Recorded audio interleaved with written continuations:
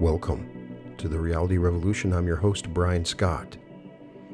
Today I have a delightful story to read to you that evokes the imagination in an incredibly wonderful way. Within every tiny cell in your body is a universe, and all around you, everything is alive.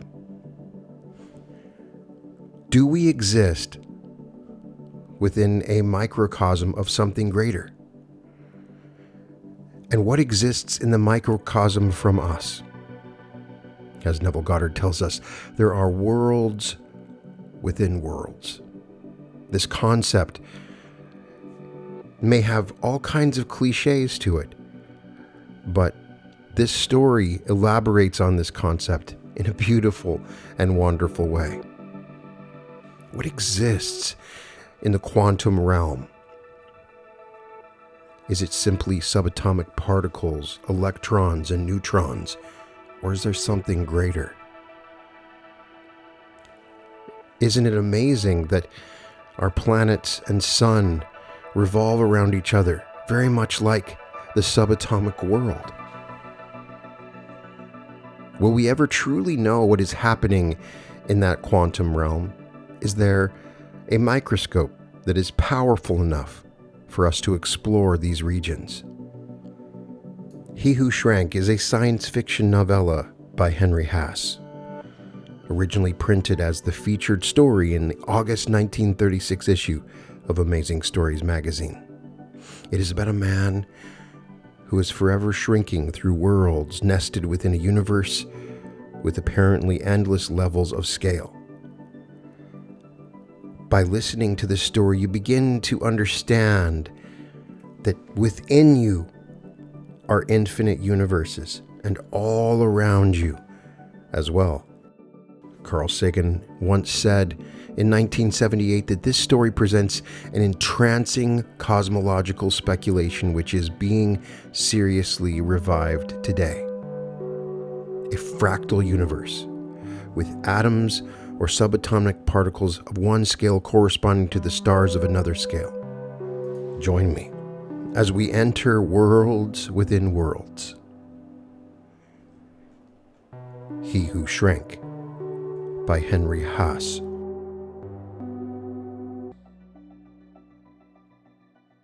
Chapter 1. Years, centuries, aeons have fled past me in endless parade, leaving me unscathed. For I am deathless, and in all the universe alone of my kind. Universe? Strange how that convenient word leaps instantly to my mind from force of old habit. Universe? The merest expression of a puny idea in the minds of those who cannot possibly conceive whereof they speak. The word is a mockery, yet how glibly men utter it. How little do they realize the artificiality of the word. That night, when the professor called me to him, he was standing close to the curved, transparent wall of the astrono laboratory looking out into the blackness. He heard me enter, but did not look around as he spoke. I do not know whether he was addressing me or not. They called me the greatest scientist the world has had in all time.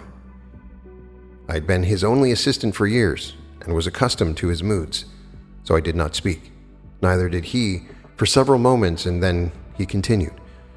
Only a half year ago, I discovered a principle that will be the means of utterly annihilating every kind of disease germ. And only recently I turned over to others the principles of a new toxin which stimulates the worn-out protoplasmic life cells, causing almost complete rejuvenation. The combined results should nearly double the ordinary lifespan, yet these two things are only incidental in the long list of discoveries I have made to the great benefit of the race. He turned and then faced me, and I was surprised at a new, peculiar glow that lurked deep in his eyes. And for these things they call me great. For these puny discoveries, they heap honors on me and call me the benefactor of the race. They disgust me, the fools, Do they think I did it for them? Do they think I care about the race, what it does or what happens to it, or how long it lives? They do not suspect that all the things I have given them were but accidental discoveries on my part, to which I gave hardly a thought. Oh, you seem amazed, yet not even you, who have assisted me here for 10 years, ever suspected that all my labors and experiments were pointed toward one end, and one end alone. He went over to a locked compartment which, in earlier years, I had wondered about, and then ceased to wonder about, as I became engrossed in my work. The professor opened it now, and I glimpsed but the usual array of bottles and test tubes and vials. One of these vials he lifted gingerly from a rack.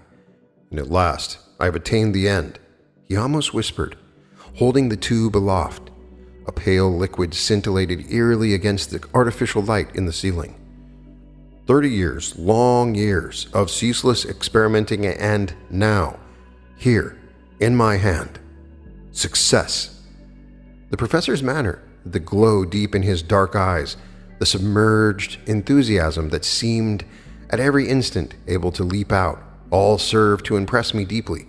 It must indeed be an immense thing he had done, and I ventured to say as much. Immense, he exclaimed. Immense, why, it's so immense that, but wait, you shall see for yourself. At that time, how little did I suspect the significance of his words. I was indeed to see for myself. Carefully, he replaced the vial, then walked over to the transparent wall again. Look, he gestured toward the night sky.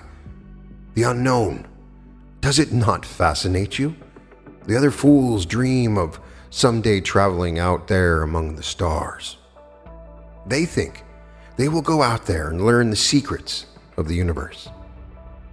But as yet, they have been baffled by the problem of a sufficiently powerful fuel or force for their ships, and they are blind.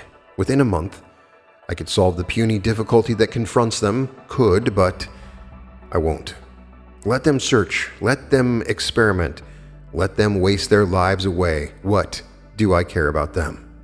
I wondered what he was driving at, but realized that he would come to the point in his own way. He went on, and suppose they do solve the problem, suppose they do leave the planet, go to the other worlds in their hollow ships, what will it profit them?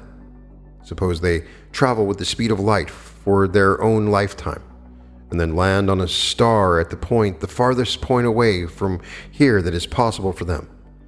They would no doubt say, we can now realize, as never before, the truly staggering expanse of the universe.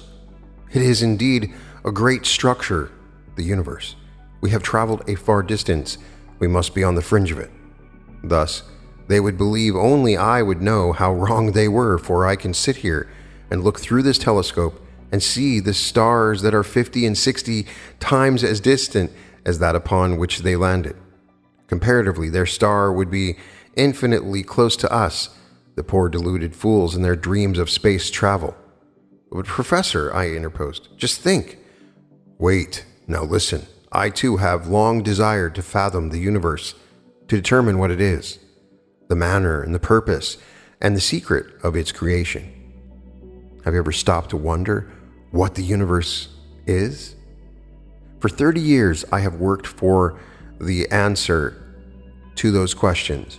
Unknowing, you helped me with your efficiency on the strange experiments I assigned to you at various times. Now I have the answer in that vial, and you shall be the only one to share the secret with me. Incredulous, I again tried to interrupt. Wait, he said. Let me finish. There was the time when I also looked to the stars for the answer. I built my telescope on a new principle of my own. I searched the depths of the void. I made vast calculations, and I proved conclusively to my own mind what had theretofore been only a theory. I know now, without a doubt, that this is our planet, and other planets revolving about the sun are but electrons of an atom, of which the sun is the nucleus, and our sun is but one of millions of others, each with its allotted number of planets, each system being an atom, just as our own is in reality. And all these millions of solar systems or atoms taken together in one group form a galaxy. As you know, there are countless numbers of these galaxies throughout space, with tremendous stretches of space between them. And what are these galaxies? Molecules. They extend through space even beyond the farthest range of my telescope, but having penetrated that far, it is not difficult to make the final step. All of these far-flung galaxies or molecules taken together as a whole form what?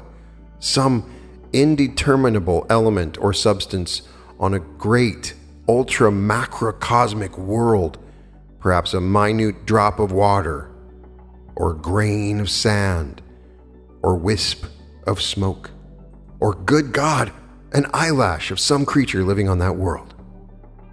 I could not speak. I felt myself grow faint at the thought he had propounded. I tried to think it could not be, yet what did I or anyone know about the infinite stretches of space that must exist beyond the ranges of our most powerful telescope? It can't be, I burst out. It's incredible. It's monstrous. Monstrous. Carry it a step further. May not that ultra world also be an electron whirling around the nucleus of an atom? And that atom, only one of millions forming a molecule, and that molecule, only one of millions forming. For God's sake, I cried. I refuse to believe that such a thing can be. Where would it all lead? Where would it end? It might go on forever. And besides, I added lamely, what has all this to do with your discovery, the fluid you showed me? Just this. I soon learned that it was useless to take a look to the infinitely large, so I turned to the infinitely small. For does it not follow that if such a state of creation exists in the stars above us, it must exist identically in the atoms below us? I saw his line of reasoning, but still did not understand. His next words fully enlightened me, but made me suspect that I was facing one who had gone insane from his theorizing. He went on eagerly, his voice the voice of a fanatic. If I could not pierce the stars above that were so far, then I would pierce the atoms below that were so near. They are everywhere, in every object I touch, and in the very air I breathe. But they are minute, and to reach them I must find a way to make myself as minute as they are, and more so. This I have done. The solution I showed you will cause every individual atom in my body to contract, but each electron and proton will also decrease in size or diameter in direct proportion to my own shrinkage. Thus, I will not only be able to become the size of an atom, but can go down into infinite smallness.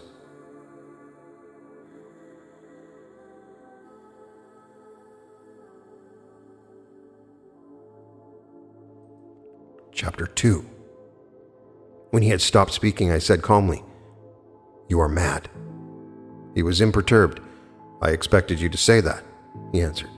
"It is only natural that should be your reaction to all that I have said. But no, I am not mad. It is merely that you are unacquainted with the marvelous propensities of shrinks. But I promise that you should see of yourself, and that you shall be the first to go down into the atomic universe." My original opinion in regard to his state of mind remained unshaken. "I am sure you mean well, Professor," I said, "but I must decline your offer." He went on as though I hadn't spoken. "There are several reasons why I want to send you before I myself make the trip. In the first place, once you make the trip, there can be no returning, and there are a number of points I want to be quite clear on. You will serve as my advance guard, so to speak. Professor, listen, I do not doubt that the stuff you call shrinks has very remarkable properties. I will even admit that it will do all you say it will do. But the past month you have worked day and night with scarcely enough time out for food and hardly any sleep at all. You should take a rest. Get away from the laboratory for a while." "I shall keep in contact with your consciousness," he said, "through a very ingenious device I have perfected. I will explain it to you later. The shrinks is introduced directly into the bloodstream. Shortly thereafter, your shrinkage should begin and continue at moderate speed, never diminishing in the least degree so long as the blood continues to flow in your body. At least I hope it never diminishes. Should it, I shall have to make the necessary alterations in the formula. All this is theoretical, of course, but I am sure it will all work according to schedule, and quite without harm. I had now lost all patience. "See here, Professor," I said crossly, "I refuse to be the object of any of your wild-sounding experiments. You should realize that what you propose to do is scientifically impossible. Go home and rest, or go away for a while." Without the slightest warning, he leaped at me, snatching an object from the table. Before I could take a backward step, I felt a needle plunge into my arm, and cried out with pain of it. Things became hazy, distorted. A wave of vertigo swept over me. Then it passed, and my vision cleared. The professor stood leering before me. "Yes, I've worked hard, and I'm tired. I've worked 30 years, and I'm not tired enough, nor fool enough, to quit this thing now, right on the verge of the climax." His leer of triumph gave way to an expression almost of sympathy. "I am sorry it had come about this way," he said, "but I saw that you would never submit otherwise. I really am ashamed of you. I didn't think you would doubt the truth of my statements to the extent of really believing me insane. But to be safe, I prepared your allotment of the shrinks in advance and had it all ready. It is now coursing through your veins, and it should be but a short time before we observe the effects. What you saw in the vial is for myself when I am ready to make the trip. Forgive me for having to administer yours in such an undignified manner." So angered was I at the utter disregard he had shown for my personal feelings that I hardly heard his words. My arm throbbed fiercely where the needle had plunged in. I tried to take a step toward him, but not a muscle would move. I struggled hard to break the paralysis that was upon me, but could not move a fraction of an inch from where I stood. The professor seemed surprised and alarmed. "What paralysis? That is an unforeseen circumstance. You see, it is even as I said, the properties of shrinks are marvelous and many." He came close and peered intently into my eyes and seemed relieved. "However, the effect is only temporary," he assured me, then added, "You will likely be a bit smaller when the use of your muscles return, for your shrinkage should begin very shortly now. I must hurry to prepare for the final step." He walked past me, and I heard him open his private cupboard again. I could not speak, much less move, and I was indeed in a most uncomfortable, not to mention undignified position. All I could do was to glare at him when he came around in front of me again. He carried a curious kind of helmet with earpieces and goggles attached, and a number of wires running from it. This he placed upon the table and connected the wires to a small, flat box there. All the while I watched him closely. I hadn't the least idea what he was going to do with me, but never for a moment did I believe that I would shrink into an atomic universe. This was altogether too fantastic for my conception. As though reading my thought, Professor turned and faced me. He looked me over casually for a moment and then said, "I believe it has begun already. Yes, I am sure of it. Tell me, do you not feel it? Do not things appear a trifle larger to you? A trifle taller? Ah, I forgot that paralyzing effect does not permit you to answer, but look at me. Do I not seem taller?" I looked at him.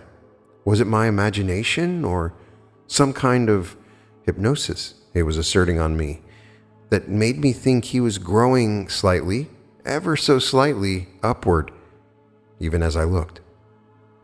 "Ah," he said triumphantly, "you have noticed. I can tell it by your eyes. However, it is not I who am growing taller, but you who are shrinking." He grasped me by the arms and turned me about to face the wall. "I can see that you doubt," he said. "So look, the border on the wall, if you remember, it used to be about even with your eyes. Now it is 3 inches higher. It was true, and I can now feel a tingling in my veins and a slight dizziness. Your shrinkage has not quite reached the maximum speed," he went on. "When it does, it will remain constant. I could not stop it, now even if I wanted to, for I have nothing to counteract it. Listen closely now, for I have several things to tell you. When you have become small enough, I am going to lift you up and place you on this block of Helium X here on the table. You will become smaller and smaller, and eventually should enter an alien universe consisting of billions and billions of star groups, or galaxies, which are only the molecules in this Rhelium X. When you burst through, your size in comparison with this new universe should be gigantic. However, you will constantly diminish and will be enabled to alight on any one of the spheres of your own choosing. And after alighting, you will continue always down. At the concept, I thought I would go mad. Already I had become fully a foot shorter, and still the paralysis gripped me. Could I have moved? I would have torn the professor limb from limb in my impotent rage, though if what he said was true, I was already doomed. Again, it seemed as though he read my mind. "Do not think too harshly of me," he said. "You should be very grateful for this opportunity, for you are going on a marvelous venture into a marvelous realm. Indeed, I am almost jealous that you should be the first, but with this," he indicated the helmet and box on the table, "I shall keep contact with you no matter how far you go." "Ah, I see by your eyes that you wonder how such a thing could be possible. Well, the principle of this device is really very simple. Just as light is a form of energy, so is thought. And just as light travels through an ether in the form of waves, so does thought. But the thought waves are much more intangible, in fact, invisible. Nevertheless, the waves are there, and the coils in this box are so sensitized as to receive and amplify them 1,000,000 times, much as sound waves might be amplified. Through this helmet, I will receive but 2 of your 6 sensations, those of sound and sight. They are the 2 major ones, and will be sufficient for my purpose. Every sight and sound that you encounter, no matter how minute, reaches your brain and displaces tiny molecules there that go out in the form of thought waves and finally reach here and are amplified. Thus my brain receives every impression of sight and sound that your brain sends out. I did not doubt that his marvelous shrinks would do everything he said it would do. Already I was but 1/3 of my original size. Still, the paralysis showed no signs of releasing me, and I hoped that the professor knew whereof he spoke when he said the effect would be but temporary. My anger had subsided somewhat, and I think I began to wonder what I would find in that other universe. Then a terrifying thought assailed me, a thought that left me cold with apprehension. If, as the professor had said, the atomic universe was but a tiny replica of the universe we know, would I not find myself in the vast, empty spaces between the galaxies with no air to breathe? In all the vast calculations the professor had made, could he have overlooked such an obvious point? Now I was very close to the floor, scarcely a foot high.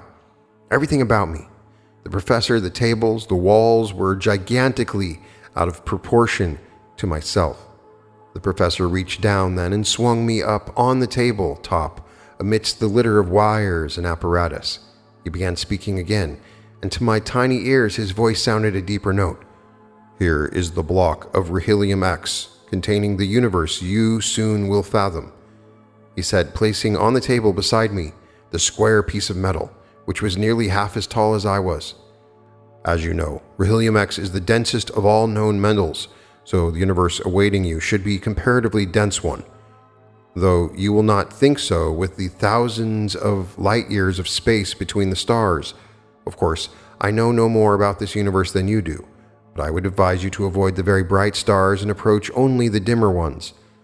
Well, this is a goodbye then. We shall never see each other again.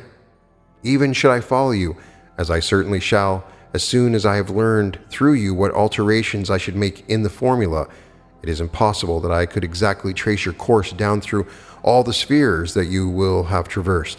One thing already I have learned: the rate of shrinkage is too rapid. You will be able to stay on a world only for a few hours, but perhaps that is best. After all, this is goodbye for all time." He picked me up and placed me on the smooth surface of the Rhelium X. I judged that I must be about 4 inches taller then. It was immeasurable relief that I finally felt the paralysis going away. The power of my voice returned first, and, expanding my lungs, I shouted with all my might. "Professor!" I shouted. "Professor!" He bent down over me. To him my voice must have sounded ridiculously high-pitched. What about the empty regions of space I will find myself in? I asked a bit tremulously, my mouth close to his ear. I would last but a few minutes. My life will surely be snuffed out. No, that will not happen, he answered. His voice beat upon my eardrums like thunder, and I placed my hands over my ears. He understood and spoke more softly. You will be quite safe in airless space, he went on. In the 30 years I have worked on the problem, I would not be likely to overlook that point, though I will admit it gave me much trouble. As I said, Shrinks is all the more marvelous in the fact that its qualities are many. After many difficulties and failures, I managed to instill in it a certain potency by which it supplies sufficient oxygen for your need, distributed through the bloodstream. It also irradiates a certain amount of heat, and inasmuch as I considered the supposed sub-zero temperatures of space as being somewhat exaggerated, I don't think you need worry about any discomfort in open space.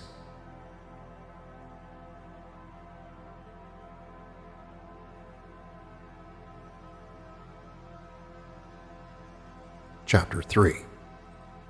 I was scarcely over an inch in height now. I could walk about, though my limbs tingled fiercely as the paralysis left.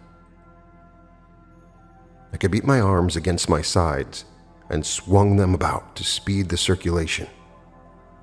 The professor must have thought I was waving goodbye. His hand reached out and he lifted me up. Though he tried to handle me gently, the pressure of his fingers bruised. He held me in his open hand and raised me up to the level of his eyes. He looked at me for a long moment, and then I saw his lips form the words, "Goodbye." I was terribly afraid he would drop me to the floor a dizzy distance below, and I was relieved when he lowered me again and I slid off his hand to the block of Rhelium X. The professor now appeared as a giant, towering hundreds of feet into the air, and beyond him, seemingly miles away, the walls of the room extended to unimaginable heights. The ceiling above seemed as far away and expansive as the dome of the sky I had formerly known. I ran to the edge of the block and peered down. It was as though I stood at the top of a high cliff. The face of it was black and smooth, absolutely perpendicular. I stepped back a pace lest I lose my footing and fall to my death. Far below extended the vast, smooth plain of the tabletop. I walked back to the center of the block, for I was afraid of the edge. I might be easily shaken off it if the professor were to accidentally jar the table. I had no idea of my size now, for there was nothing with which I could compare it. For all I knew, I might be entirely invisible to the professor. He was now but an indistinguishable blur, like a far-off mountain seen through a haze.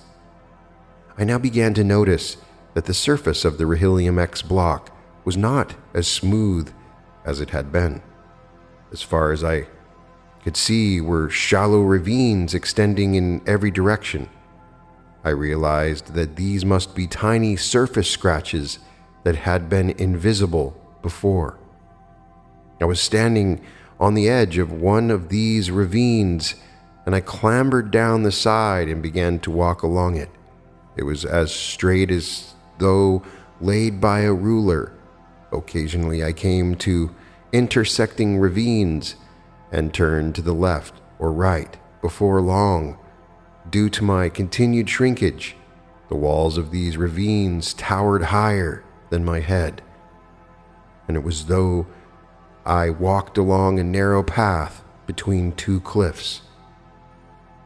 Then I received the shock of my life, and my adventure came near to ending right there. I approached one of the intersections. I turned the sharp corner to the right. I came face to face with how shall I describe it? It was a sickly bluish white in color. Its body was disc-shaped, with a long double row of appendages, legs on the underside. Hundreds of ugly-looking spikes rimmed the disc body on the outer and upper edges.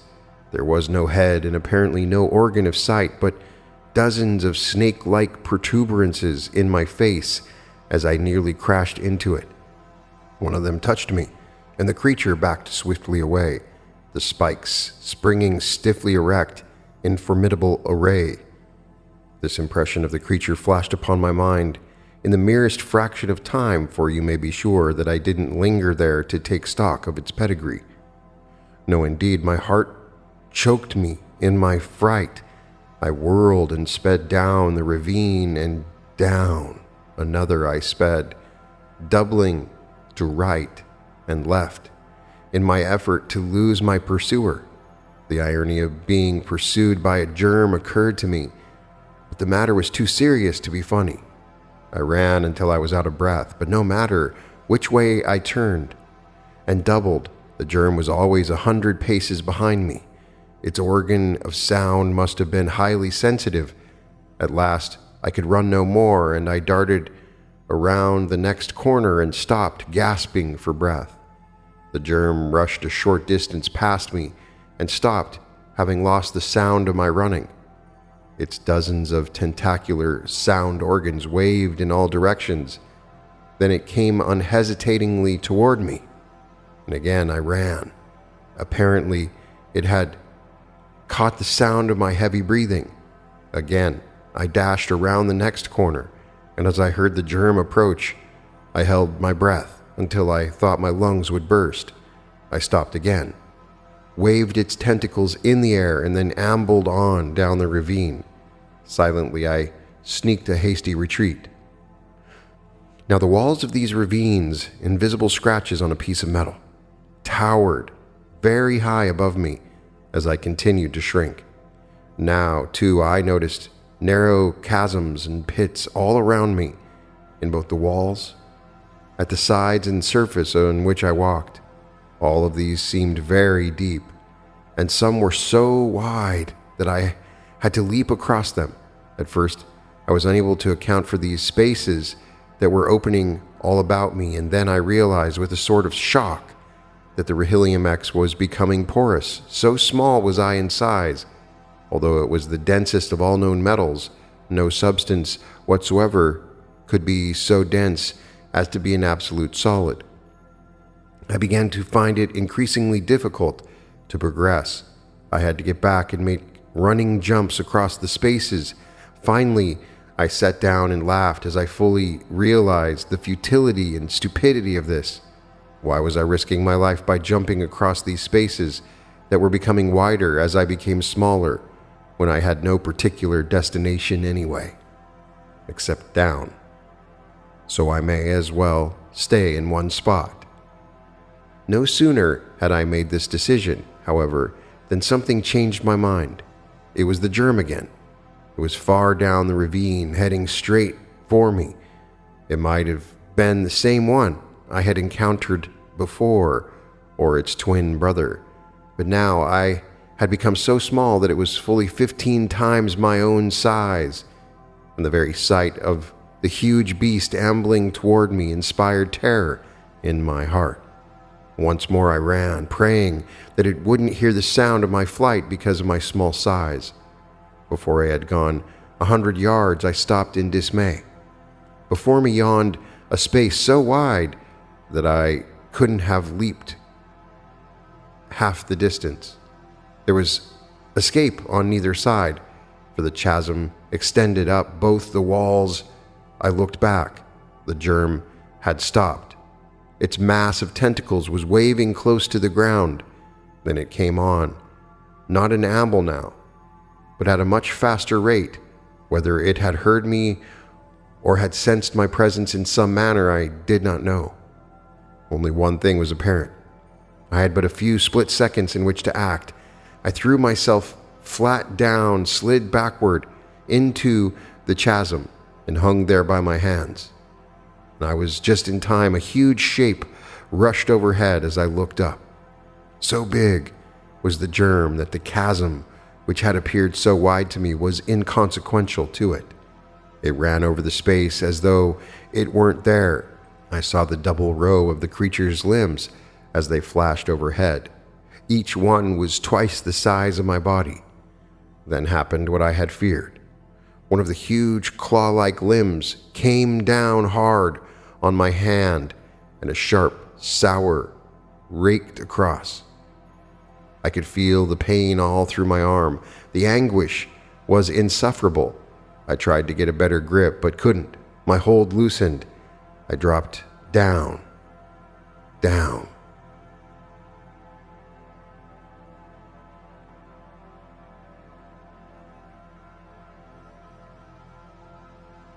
Chapter 4. This is the end.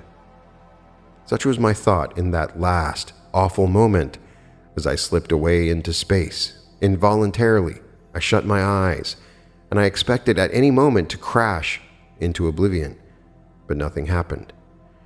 There was not even the usual sickening sensation that accompanies acceleration.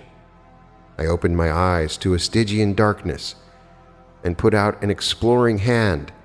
It encountered a rough wall which was flashing upward past my face. I was falling, then, but at no such speed as would have been the case under ordinary circumstances. This was rather as if I were floating downward, or was it downward? I had lost all sense of up or down or sideways. I doubled my limbs under me and kicked out hard against the wall, shoving myself far away from it. How long I remained falling or drifting there in that darkness, I have no way of knowing. But it must have been minutes, and every minute I was necessarily growing smaller. For some time, I had been aware of immense masses all around me. They pressed upon me from every side, and from them came a very faint radiance. They were of all sizes, some no larger than myself, and some looming up large as mountains. I tried to steer clear of the large ones, for I had no desire to be crushed between two of them. But there was little chance of that. Although we all drifted slowly along through space together, I soon observed that none of these masses ever approached each other or deviated the least bit from their paths. As I continued to shrink, these masses seemed to spread out away from me. And as they spread, the light which they exuded became brighter. They ceased to be masses and became swirling, expanding, individual stretches of mist, milky white. They were nebula. Millions of miles of space must stretch between each of them.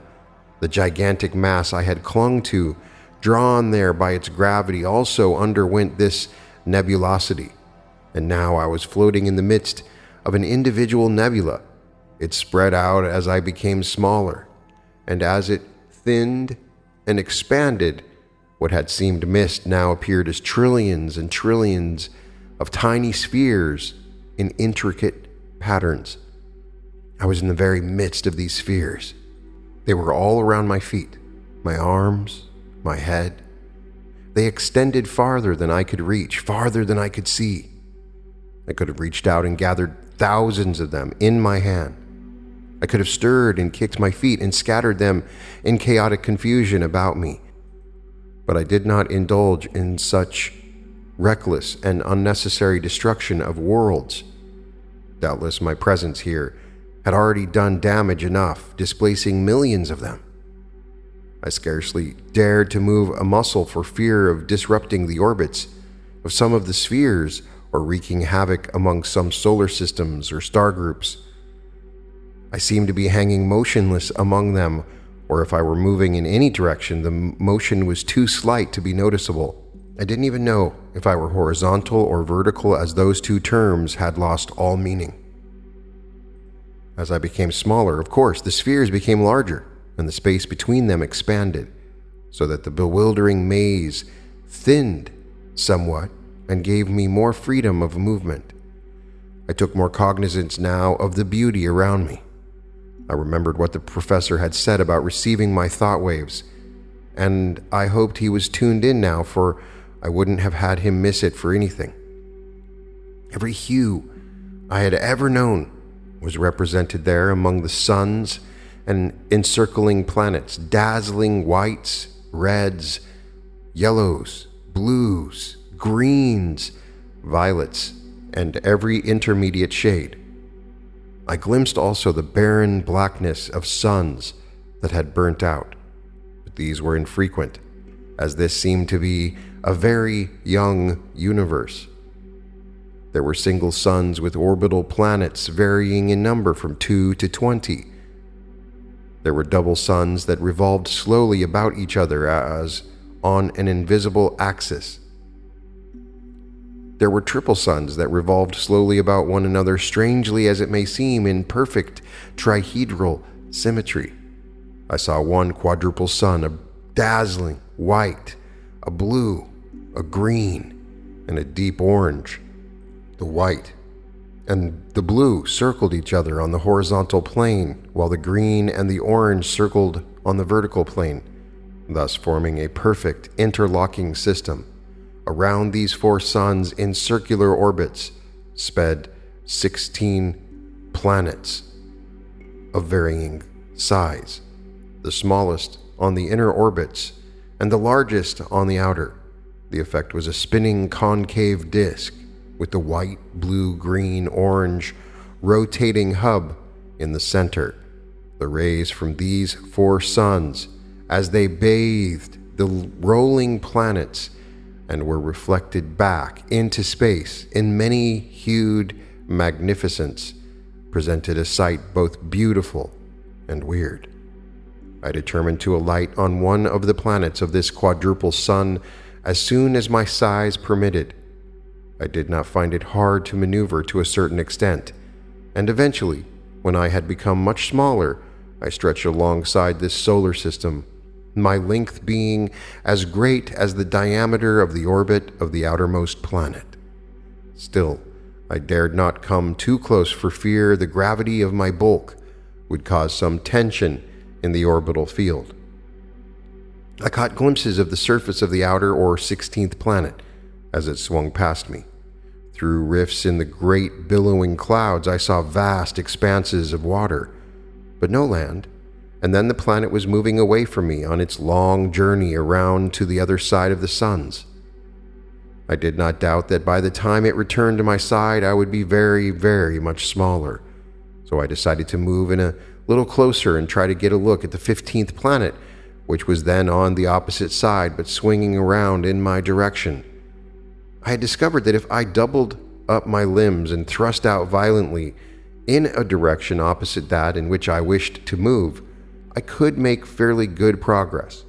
Though the effort was somewhat strenuous, in this manner I moved inward toward the sun cluster, and by the time I had reached the approximate orbit of the 15th planet, I had become much smaller, was scarcely 1/3 as long as the diameter of its orbit.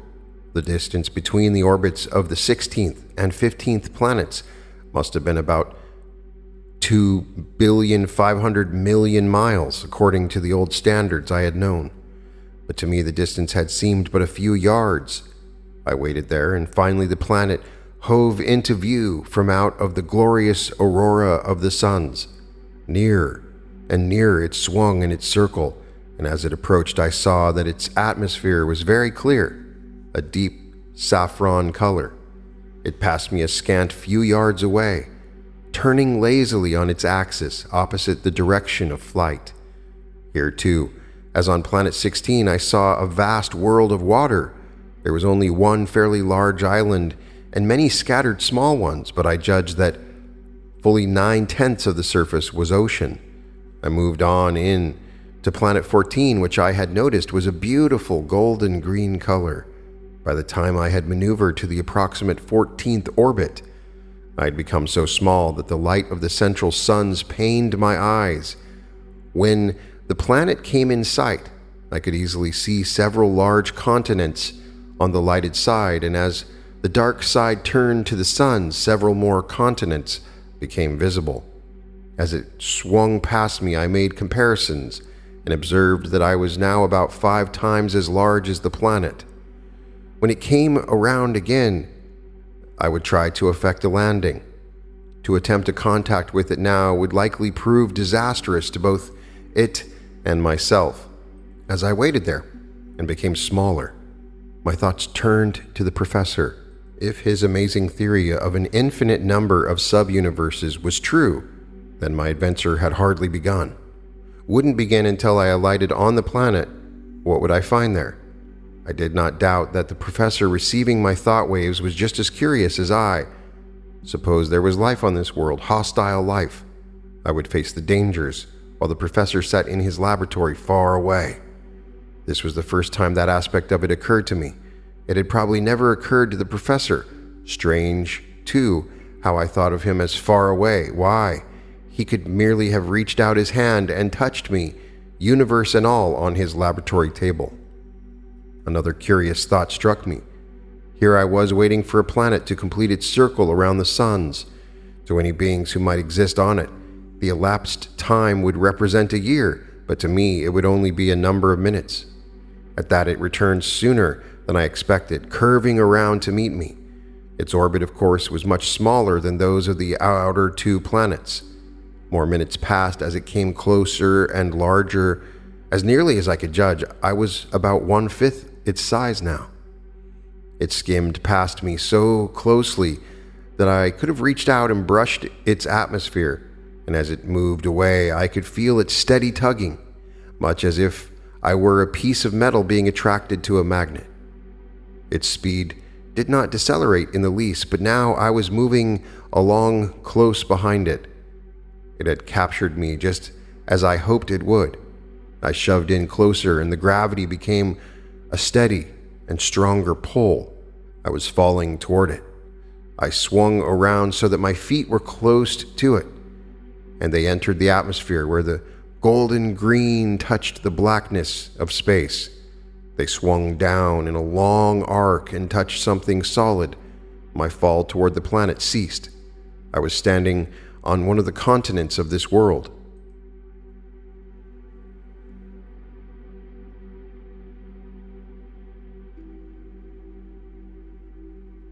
Chapter 5. So tall was I that the greatest part of my body still extended out into the blackness of space. In spite of the fact that the 4 suns were the distance of 13 orbits away, they were of such intense brilliance now that to look directly at them would surely have blinded me. I looked far down my tapering length at the continent on which I stood. Even the multicolored light reflected from the surface was dazzling to the eye. Too late, I remembered the professor's warning to avoid the brighter suns.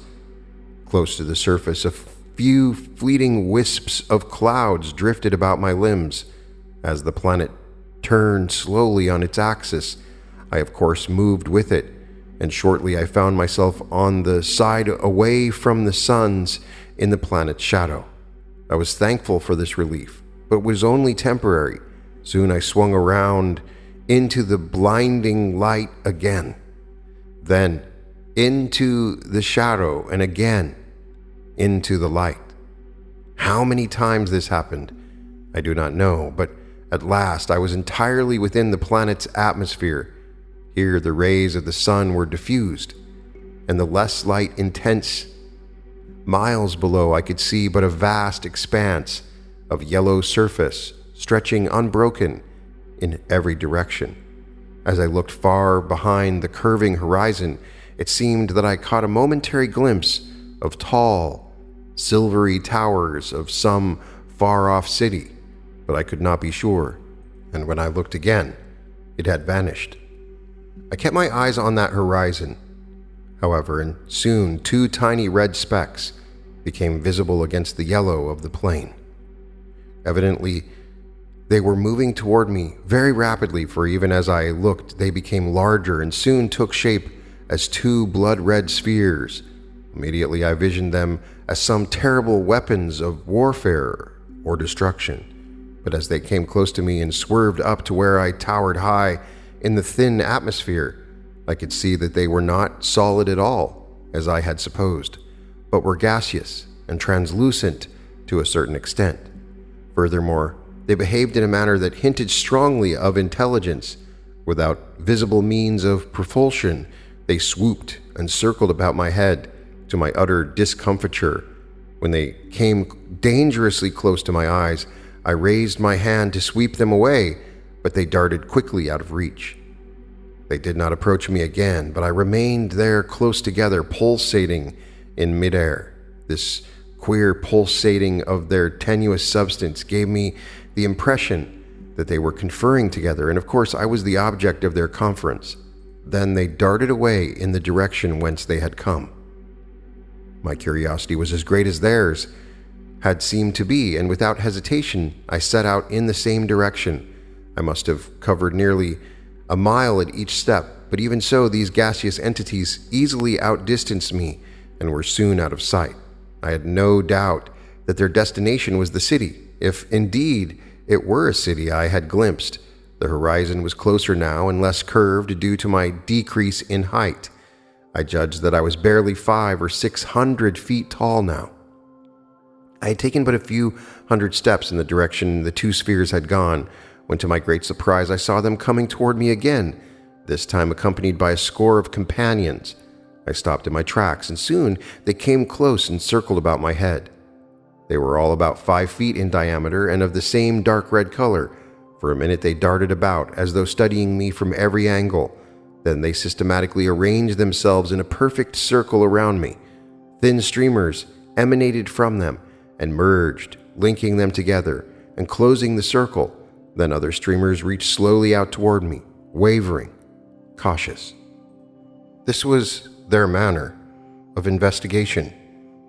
It did not appeal to me in the least, and I swept my arms around furiously. Instantly, all was wild confusion. The circle broke and scattered, the streamers snapped back, and there were spheres again. They gathered in a group a short distance away and seemed to consider. One, whose color had changed to a bright orange, darted about from them and pulsated rapidly. As clearly as though words had been spoken, I comprehended. The bright orange color signified anger, and he was rebuking the others for their cowardice. Led by the orange sphere, they again moved closer to me. This time they had a surprise for me. A score of streamers flashed out, quick as lightning, and cold blue flames spluttered where they touched me. Electric shocks ran through my arms, rendering them numb and helpless. Again, they formed a circle around me. Again, the streamers emerged and completed the circle, and other streamers reached out caressingly. For a moment, they flickered about my head, then merged, enveloping it in a cold red radiance. I felt no sensation at all, the touch, except that of cold. The spheres began to pulsate again in the manner I had observed before, and immediately this pulsating began. I felt tiny needle points of ice pierce my brain. A question became impinged upon my consciousness more clearly than would have been possible by spoken word. Where do you come from? I was familiar with thought transference, had even practiced it to a certain extent, very often with astonishing success. When I heard or received that question, I tried hard to bring every atom of my consciousness to bear upon the circumstances that were the cause of my being there. When I had finished my mental narration, and my mind relaxed from the tension I had put upon it, I received the following impressions. We receive no answer. Your mind remains blank. You are alien. We have never encountered another of your organism here. A most peculiar organism indeed is one that becomes steadily smaller without apparent reason. Why are you here, and where do you come from? The icy fingers probed deeper and deeper into my brain, seeming to tear it tissue from tissue. Again, I tried, my mind focusing with the utmost clearness upon every detail, picturing my course from the very minute I entered the professor's laboratory to the present time. When I finished, I was exhausted from the effort. Again, I received the impression you cannot bring your mind sufficiently into focus. We receive only fleeting shadows. One of the spheres again changed to a bright color and broke from the circle. I could almost imagine an angry shrug. The streamers relaxed their hold on my brain and began to withdraw, but not before I caught the fleeting impression from the orange one, who was apparently addressing the others. Very low mentality. You're not so much yourself, I said aloud, but of course such a crude method as speech did not register upon them. I wondered at my inability to establish thought communication with these beings. Either my brain was of such a size as to prevent them from receiving the impression. Remember, I was still a 400 or 500-foot giant on this world, or their state of mentality was indeed so much higher than mine that I was, to them, lower than the lowest savage, possibly both, more probably the latter. But they were determined to solve the mystery of my presence, because I passed from their world, as I would surely do in a few hours at my rate of shrinkage. Their next move was to place themselves on each side of me in vertical rows, extending from far down near the ground up to my shoulders. Again, the luminous ribbons reached out and touched me at the various points.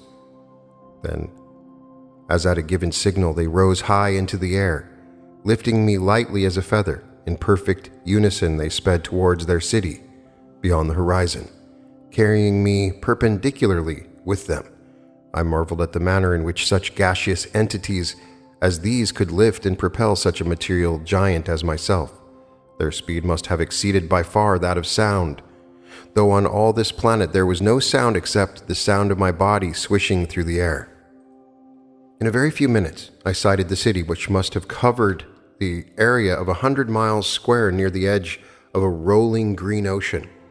I was placed lightly on my feet, at the very edge of the city, and once more the circle of spheres formed around my head, and once more the cold tendrils of light probed my brain. You may walk at will about the city, came the thought, accompanied by a few of us. You are to touch nothing whatever, or the penalty will be extreme.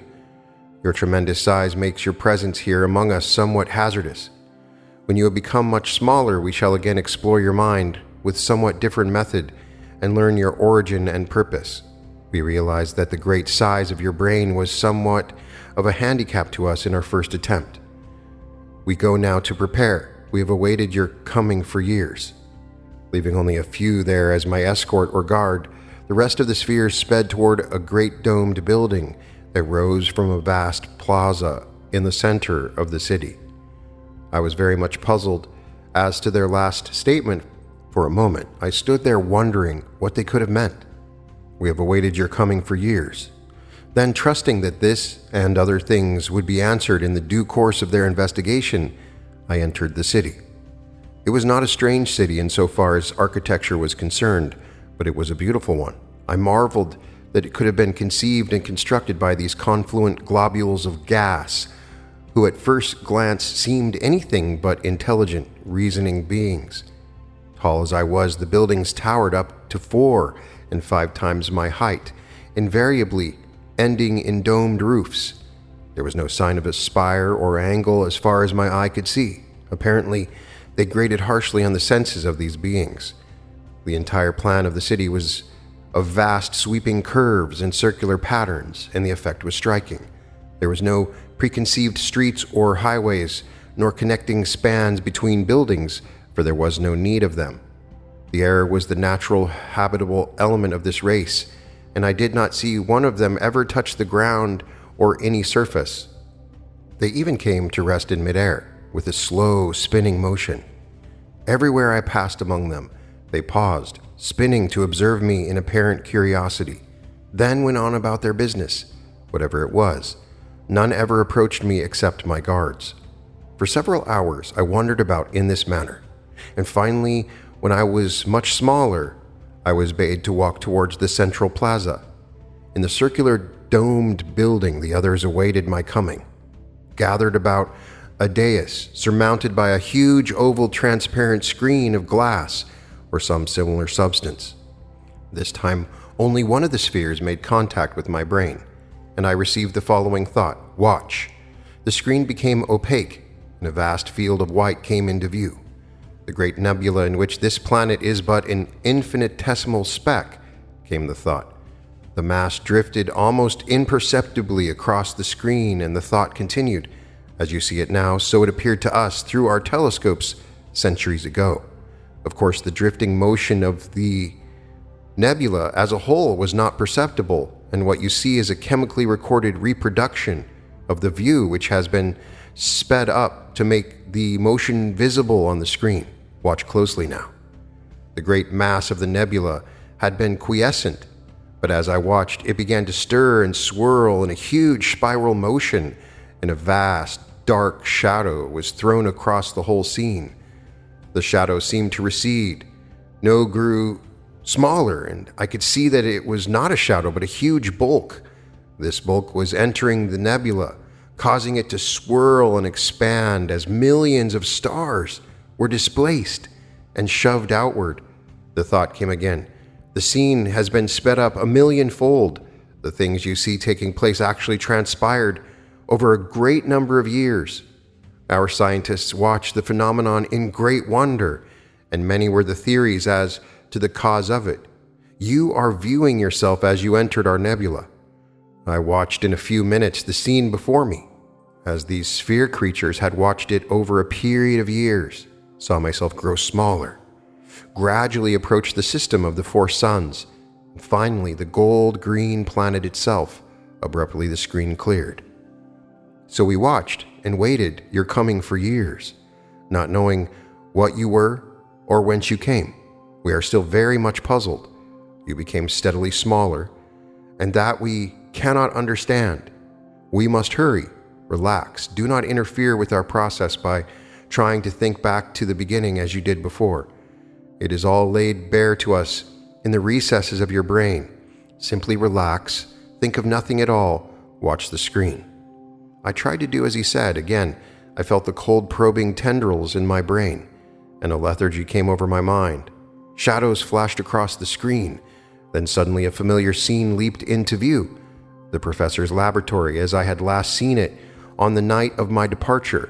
No sooner had this scene cleared than I entered the room exactly as I had on that night. I saw myself approach the table close behind the professor. Saw him standing as he stood staring out at the night sky. Saw his lips move. The spheres about me crowded close to the screen, seemed to hang intent on every motion that passed upon it, and I sensed great excitement among them. I judged that the one who was exploring my mind, if not all of them, were somehow cognizant not only of the words the professor and I spoke in those scenes, but of their meaning as well. I could almost read the professor's lips as he spoke. I saw the utter amazement, the incredulity, then disbelief on my features as he propounded his theory of macrocosmic worlds and still greater macrocosmic worlds. I saw our parley of words and finally his lunge toward me, and felt again the plunge of the needle into my arm. As this happened, the spheres around me stirred excitedly. I saw myself become smaller, to be finally lifted onto the block of Rhelium X, where I became still smaller and disappeared. I saw my meeting with the germ and my wild flight, my plunge into the abyss, and my flight down through the darkness, during which time the entire screen before me became black. The screen was slightly illuminated again as I traveled along with the great masses all around me, and then gradually across the screen spread the huge nebula, the same one these sphere creatures had seen through their telescopes centuries ago. Again, the screen cleared abruptly, became transparent. The rest we know, came the thought of the one who had searched my brain. The rest, the screen has already shown. He, the one who invented what he called shrinks. He is a very great man. Yours has indeed been a marvelous experience, and one which has hardly begun. We envy you, lucky being, and at the same time, we are sorry for you. Anyway, it is fortunate for us that you chose our planet on which to alight, but soon you will pass away even as you came, and that we cannot and would not prevent. In a very few minutes you will once more become of infinitesimal size and pass into a still smaller universe. We have microscopes powerful enough to permit us to barely glimpse this smaller atomic universe, and we shall watch your further progress into the unknown until you are gone from our sight forever. I had been so interested in the familiar scenes on the screen that I had lost all conception of my steady shrinkage. I was now very much smaller than those spheres around me. I was as interested in them as they were in me, and I tried to flash the following thought. You say that you envy me, and are sorry for me. Why should that be? The thought came back immediately. We cannot answer that, but it is true. Wonderful as are the things you will see in realms yet to come, nevertheless, you are to be pitied. You cannot understand at present, but someday you will. I flashed another thought. Your organism, which is known to me as gaseous, seems as strange to me as mine, a solid, must seem to you. You have mentioned both telescopes and microscopes, and I cannot conceive how beings such as yourselves, without organs of sight, can number astronomy and microscopy among the sciences. Your own organs of sight came back the answer, which you call eyes, are not only superfluous, but are very crude sources of perception. I think you will grant that loss of them would be a terrible and permanent handicap. Our own source of perception is not confined to any such conspicuous organs, but envelopes the entire outer surface of our bodies. We have never had organs and appendages such as those with which you are endowed so profusely, for we are of different substance. We merely extend any part of our bodies in any direction at will. But from close study of your structure, we conclude that your various organs and appendages are very crude. I predict that by slow evolution of your own race, such frailties will disappear entirely. Tell me more about your own race, I went on eagerly. To tell everything there is to tell, came the answer, would take much time, and there is little time left. We have a very high sociological system, but one which is not without its faults, of course. We have delved deep into the sciences and gone far along the lines of fine arts, but all of our accomplishments along these lines would no doubt appear very strange to you. You have seen our city. It is by no means the largest, nor the most important on the planet. When you alighted comparatively near, reports were sent out, and all of our important scientists hurried here. We were not afraid because of your presence, but rather were cautious, for we did not know what manner of being you were. The two whom you first saw were sent to observe you. They had both been guilty of a crime against the community and were given the choice of the punishment they deserved, or of going out to investigate the huge creature that had dropped from the sky.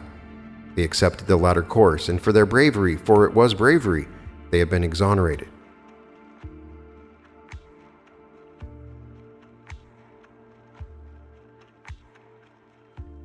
Chapter 6. I would have liked to greatly ask more questions, for there were many phases that puzzled me. But I was becoming so very small that further communication was impossible. I was taken to a laboratory and placed upon the slide of a microscope of strange and intricate construction, and my progress continued, unabated, down into a still smaller atomic universe. The method was the same as before. The substance became open and porous, spread out into open space dotted with huge masses, which in turn became porous and resolved into far-flung nebula. I entered one of the nebula, and once more star systems swung all around me. This time I approached a single sun, a bright yellow hue, around which swung 8 planets. I maneuvered to the outermost one, and when my size permitted, made contact with it. I was now standing on an electron, one of billions, forming a microscopic slide that existed in a world which was in turn only an electron in a block of metal on a laboratory table. Soon I reached the atmosphere, and miles below me I could see only wide patches of yellow and green. But as I came nearer the surface, more of the details became discernible. Almost at my feet, a wide yellow river wound sluggishly over a vast plateau which fell suddenly away into a long line of steep precipices. At the foot of these precipices stretched a great green expanse of steaming jungle, and farther beyond a great ocean, smooth as green glass, curved to the horizon. A prehistoric world of jungles and great fern-like growths and sweltering swamps and cliffs.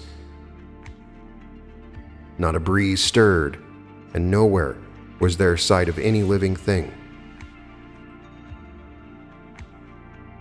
I was standing in the jungle, close to the towering cliffs. And for half a mile in every direction, the trees and vegetation were trampled into the soil where my feet had swung down and contacted. Now I could see a long row of caves about a ledge halfway up the side of the cliff, and I did not doubt that in each cave some being was peering furtively out at me. Even as I watched, I saw a tiny figure emerge and walk out on the ledge. He was very cautious, ready to dash back into the cave at any sign of hostility on my part, and his eyes never left me.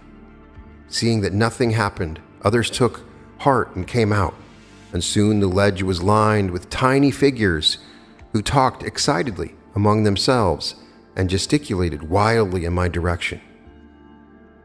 My coming must surely have aroused all their superstitious fears, a giant descending out of the skies to land at their very feet. I must have been nearly a mile from the cliff, but even at that distance I could see that the figures were barbarians, squat and thick-muscled, and covered with hair. They were four-limbed and stood erect with all crude weapons. One of them raised a bow as tall as himself and let fly a shaft at me, evidently as an expression of contempt or bravado, for he must have known that the shaft couldn't reach half the distance. Immediately, one who seemed a leader among them felled the miscreant with a single blow. This amused me. Evidently, their creed was to leave well enough alone. Experimentally, I took a step toward them, and immediately a long line of bows sprang erect, and scores of tiny shafts arched high in my direction to fall into the jungle far in front of me. A warning to keep my distance, I could have strode forward and swept the lot of them from the ledge. But wishing to show them that my intentions were quite peaceful, I raised my hands and took several steps backwards. Another futile volley of arrows. I was puzzled and stood still, and as long as I did not move, neither did they.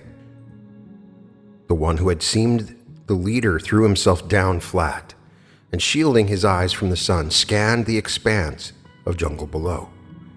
Then they seemed to talk amongst themselves, and gestured not at me, but at the jungle. Then I comprehended. Evidently a hunting party was somewhere in the jungle which spread out around my feet, probably returning to the caves, for already it was nearing dusk, the sun casting weird, conflicting streaks across the horizon. These people of the caves were in fear that I would move around too freely and perhaps trample the returning party underfoot.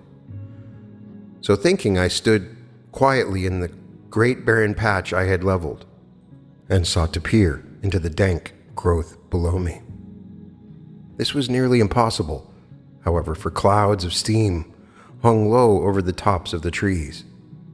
But presently my ears caught a faint sound as of shouting far below me, and then I glimpsed a long single file of the barbarian hunters running at full speed along a well-beaten game path. They burst into the very clearing in which I stood and stopped short in surprise, evidently aware for the first time of my gigantic presence on their world. They let fall the poles upon which were strung and the carcasses of the day's hunt, cast but one fearful look up to where I towered, then as one man fell flat upon the ground in abject terror. All except one. I doubt if the one who burst from the tangle of trees last of all even saw me, so intent was he in glancing back into the darkness from which he fled. At any rate, he aroused his companions with a few angry, guttural syllables and pointed back along the path. At that moment, there floated up to me a roar that lingered loud and shuddering in my ears. At quick instructions from their leaders, the hunters picked up their weapons and formed a wide semicircle before the path where they had emerged. The limb of a large tree overhung the path at this point, and the leader clambered up some overhanging vines and was soon crouched upon it. One of the warriors fastened a vine to a large, clumsy-looking weapon, and the one in the tree drew it up to him. The weapon consisted merely of a large pointed stake, some 8 feet long, with 2 heavy stones fastened securely to it at the halfway point. The one in the tree carefully balanced this weapon on the limb, directly over the path, point downward. The semicircle of hunters crouched behind stout lances set at an angle in the ground. Another shuddering roar floated up to me, and the beast appeared. As I caught sight of it, I marveled all the more at the courage of these puny barbarians. From ground to shoulder, the beast must have measured 7 feet tall and was fully 20 feet long. Each of its 6 legs ended in a wide, horny claw that could have ripped any of the hunters from top to bottom. Its long, tapering tail was horny too, giving me the impression that the thing was at least partly reptilian.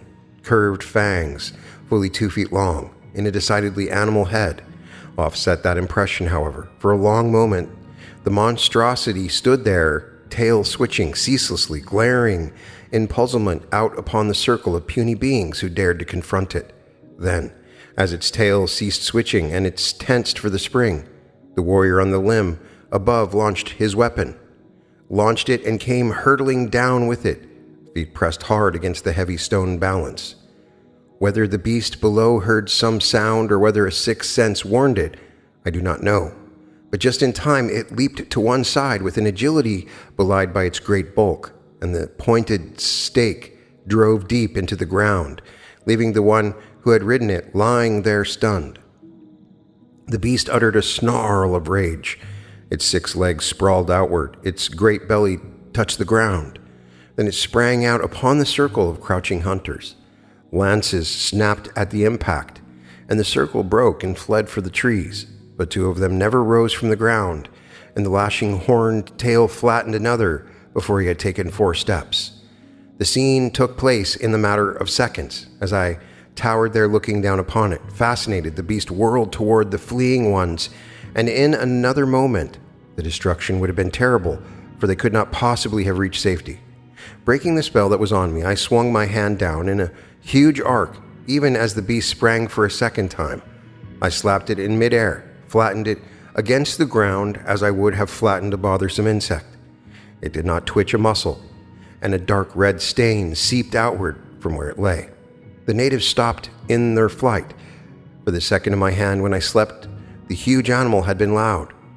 They jabbered noisily amongst themselves, but fearfully kept their distance when they saw me crouched over the flattened enemy who had been about to wreak destruction among them. Only one had seen the entire happening. He who had plunged downward from the tree was only momentarily stunned. He had risen dizzily to his feet as the animal charged out among his companions and had been witness to the whole thing. Glancing half contemptuously at the others, he now approached me. It must have taken a great deal of courage on his part, for crouched down as I was, I still towered above the tallest trees.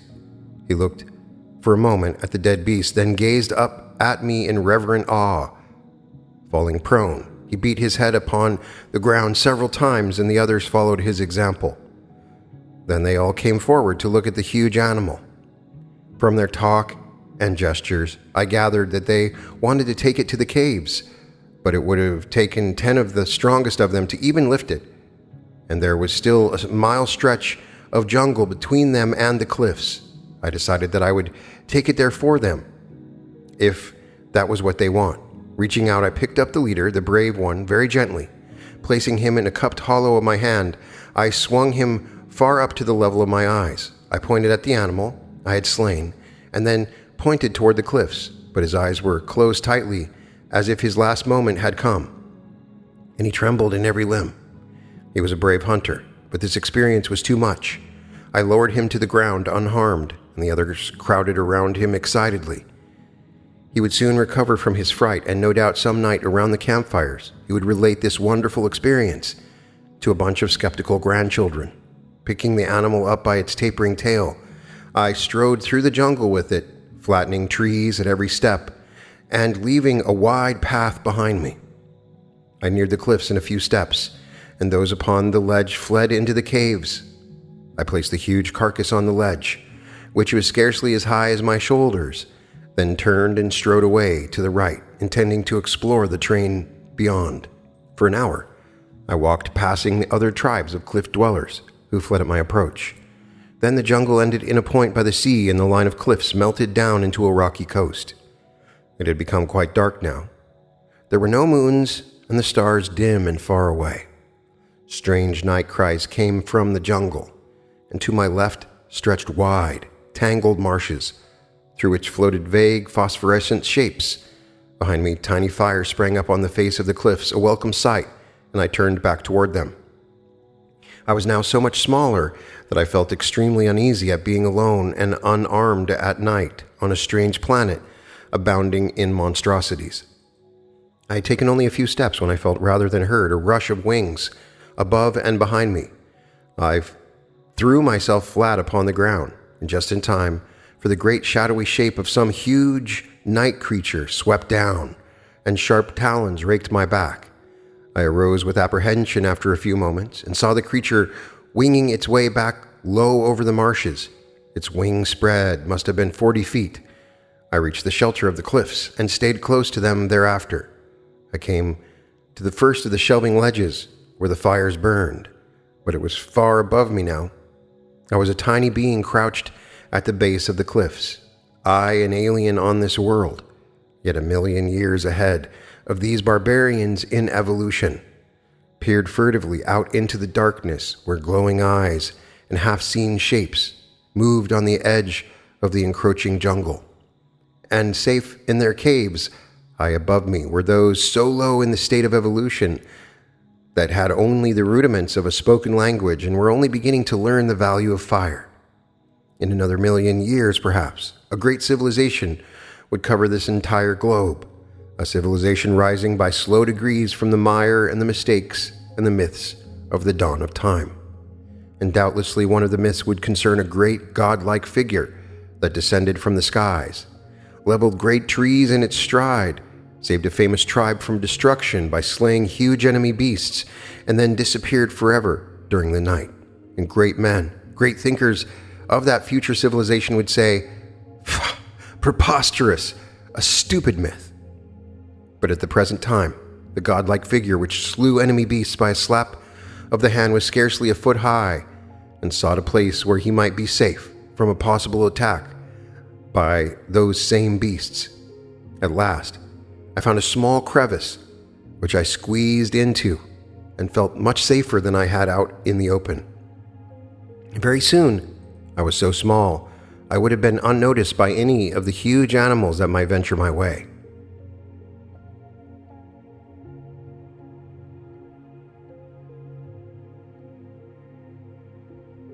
Chapter 7. At last, I stood on a single grain of sand, and other grains towered up like smooth mountains all around me. And in the next few minutes, I experienced the change for the third time. The change from microscopic being on a gigantic world to a gigantic being floating amid an endless universe of galaxies. I became smaller. The distance between galaxies widened, solar systems approached, and neared the orbit of the outermost planet. I received a very unexpected but very pleasant surprise. Instead of myself landing upon one of the planets, and while I was yet far too large to do so, the inhabitants of this system were coming out to land on me. There was no doubt about it. From the direction of the inner planets, a tapering silver projectile moved toward me with the speed of light. This was indeed interesting, and I halted my inward progress to await developments. In a few minutes, the space rocket ship was very close. It circled about me once. Then, with a great rush of flame and gases from the prow to break the fall, it swooped in a long curve and landed gracefully on my chest. I felt no more jar than if a fly had alighted on me. As I watched it, a square section swung outward from the hole, and a number of things emerged. I say things because they were in no manner human, although they were so tiny that I could barely distinguish them as minute dots of gold. A dozen of them gathered in a group a short distance away from the spaceship. After a few moments, to my surprise, they spread huge golden wings, and I gasped at the glistening beauty of them. They scattered in various directions, flying low over the surface of my body. From this, I reasoned that I must be enveloped in a thin layer of atmosphere, as were the planets. These bird creatures were an exploring party sent out from one of the inner planets to investigate the new large world which had entered their system. and was approaching dangerously close to their own planet. But on second thought, they must have been aware, or soon would be, that I was not a world at all, but a living, sentient being. My longitudinal shape should make that apparent, besides the movement of my limbs. At any rate, they displayed unprecedented daring by coming out to land on me. I could have crushed their frail ship at the slightest touch or fling it far out into the void beyond their reach. I wished I could see one of the winged creatures at closer range.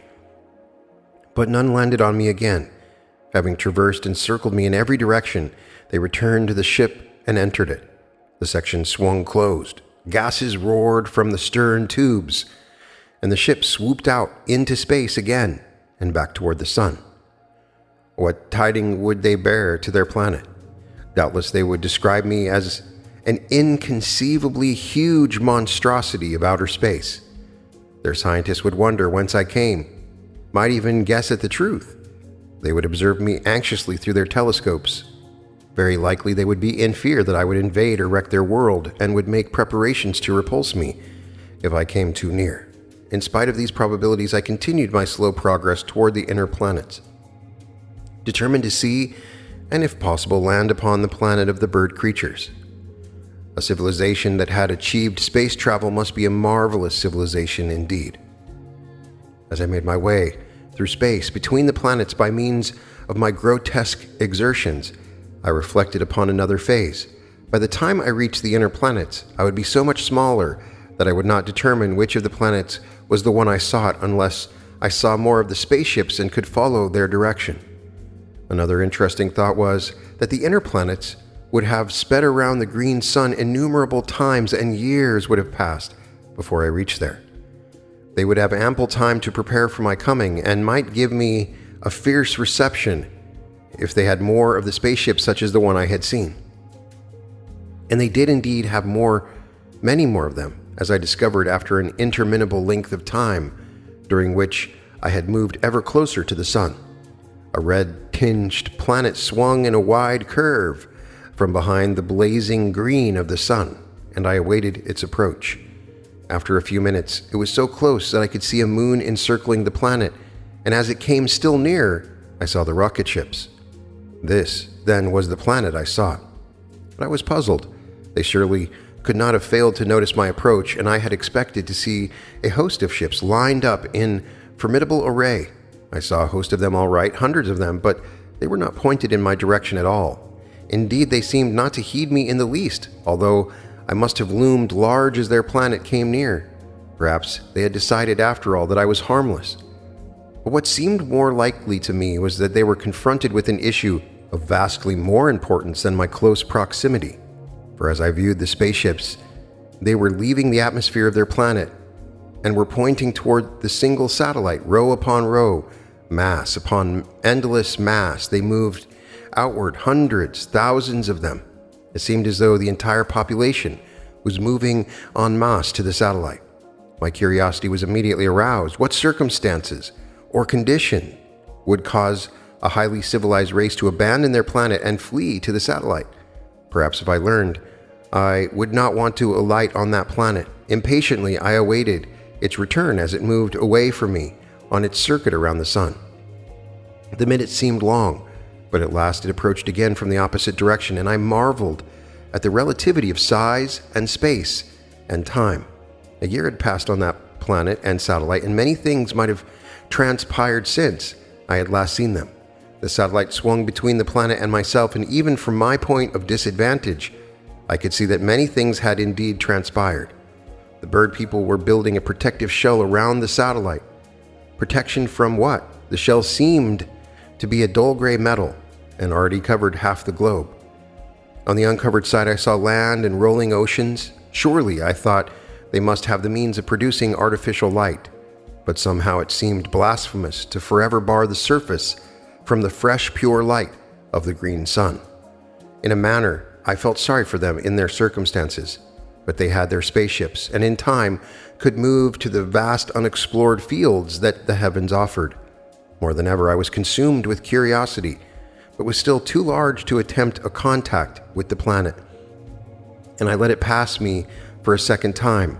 I judged that when it came around again, I would be sufficiently small for its gravity to capture me, and sufficiently large that the fall to the surface would in no means be dangerous, and I was determined to alight. Another wait of minutes, more minutes this time, because I was smaller and time for me was correspondingly longer. When the two spheres hove into view again, I saw the smaller one was now entirely clad in its metal jacket, and the smooth, unbroken surface shimmered boldly in the green glare of the sun. Beneath that barren metal shell were the bird people with their glorious golden wings, their spaceships, their artificial light and atmosphere and civilization. I had but a glance for the satellite, however, my attention was for the planet rushing ever closer to me. Everything passed smoothly and without mishap. I was becoming an experienced planet hopper.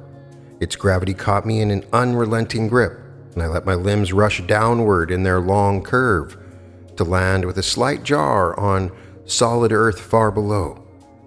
Bending low, I sought to peer into the murky atmosphere and see something of the nature of this world. For a minute, my sight could not pierce the half-gloom, but gradually the surface became visible. First, I followed my tapering limbs to where they had contacted. As nearly as I could ascertain from my height, I was standing in the midst of what seemed to be a huge mash of crushed and twisted metal. Now I thought to myself, I've done it. I've let myself in it for now. I've wrecked something, some great piece of machinery, it seems, and the inhabitants will not take the matter lightly. Then I thought, the inhabitants who? Not the bird people, for they have fled, have barricaded themselves on the satellite. Again I sought to pierce the gloom of the atmosphere, and by slow degrees, more details became visible. At first my gaze only encompassed a few miles, then more and more, until at last the view extended from horizon to horizon and included nearly an entire hemisphere.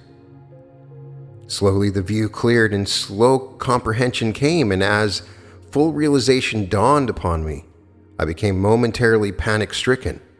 I thought insanely of leaping outward into space again for the planet breaking the gravity that held me. But the opposite force of my spring could likely send the planet careening out of its orbit, and it and all the other planets and myself might go plunging toward the sun. No, I had put my feet on this planet, and I was here to stay. But I did not feel like staying, for what a sight I had glimpsed. As far as I could see, in every direction, were huge, grotesque metal structures and strange mechanical contrivances. The thing that terrified me was that these machines were scurrying about the surface, all in apparent confusion, seemed to cover the entire globe, seemed to have a complete civilization of their own, and nowhere was there the slightest evidence of any human occupancy, no controlling force, no intelligence, nothing save the machines. And I could not bring myself to believe that they were possessed of intelligence. Yet as I descended ever closer to the surface, I could see that there was no confusion at all, as it had seemed at first glance, but rather was there a simple, efficient, systematic order of things. Even as I watched, two strange mechanisms strode toward me on great joint tripods and stopped at my very feet. Long, jointed metal arms with claw-like fixtures at the ends reached out with uncanny accuracy and precision and began to clear away the twisted debris around my feet. As I watched them, I admired the efficiency of their construction. No needless intricacies, no superfluous parts, only the tripods for movement and the arms for clearing. When they had finished, they went away and other machines came on wheels. The debris was lifted by means of cranes and hauled away. I watched in stupefaction the uncanny activities below and around me. There was no hurry, no rush, but every machine, from the tiniest to the largest, from the simplest to the most complicated, had a certain task to perform, and performed it directly and completely accurately and precisely. There were machines on wheels, on treads, on tracks, on huge multi-jointed tripods, winged machines that flew clumsily through the air, and machines of 1,000 other kinds and variations. Endless chains of machines delved deep into the earth, to emerge with loads of ore which they deposited, to descend again.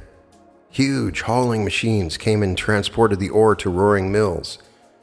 Inside the mills, machines melted the ore, rolled and cut and fashioned the steel.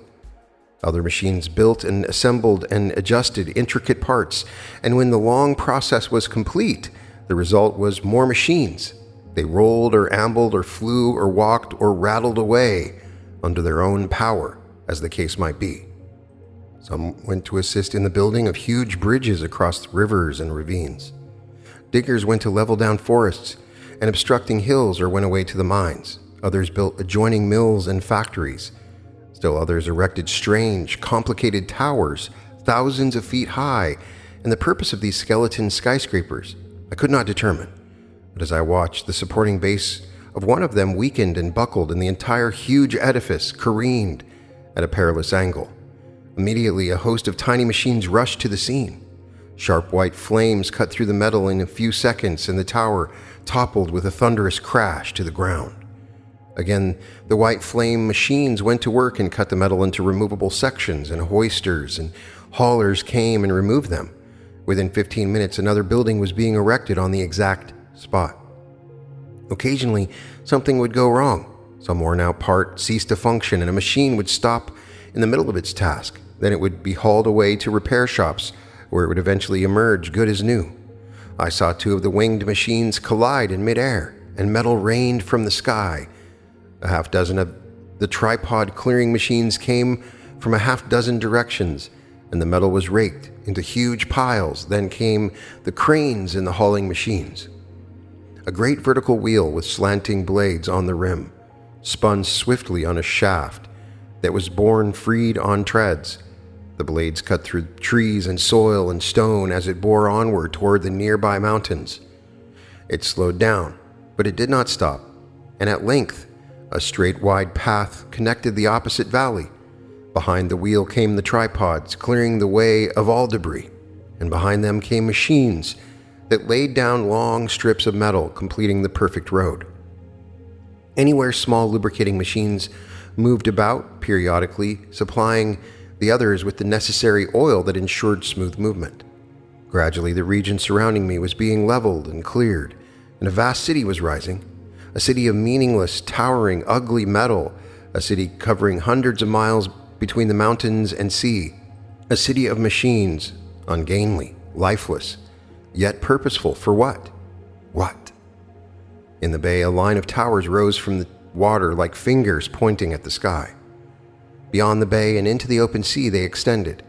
Now the machines were connecting the towers with wide network and spans, a bridge. They were spanning the ocean, connecting the continents, a prodigious engineering feat. If there were not already machines on the other side, there soon would be. No, not soon. The task was gigantic, fraught with failures, almost impossible. Almost. A world of machines could no, almost. Perhaps other machines did occupy the other side, had started the bridge from there. And they would meet in the middle. And for what purpose? A great wide river came out of the mountains and went winding toward the sea. For some reason, a wall was being constructed diagonally across the river and beyond to change its course. For some reason or unreason, that was it. Why? Why, I cried aloud in an anguish that was real. Why all of this? What purpose? What meaning? What benefit? A city, a continent, a world, a civilization of machines. Somewhere on this world there must be the one who caused all this, the one intelligence, human or unhuman, who controls it.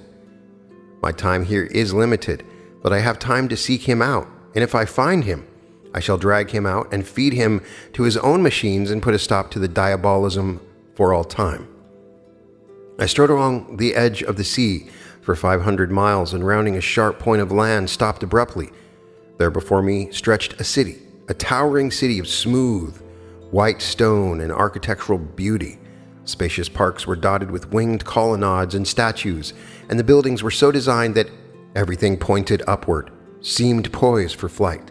That was one half of the city. The other half was a ruinous heap of shattered white stone of buildings leveled to the ground by the machines, which were even then intent on reducing the entire city to a like state. As I watched, I saw scores of the flame machines cutting deep into the stone and steel supporting base of one of the tallest buildings. Two of the ponderous air machines, trailing a wide mesh metal network between them, rose clumsily from the ground on the outskirts of the city. Straight at the building they flew, and past one on each side of it. The metal netting struck, jerked the machines backward, and the tangled mass of them plunged to the ground far below. But the building, already weakened at the base, swayed far forward, then back, hung poised for a long, shuddering moment, and then toppled to the ground with a thunderous crash amid a cloud of dust and debris and tangled framework.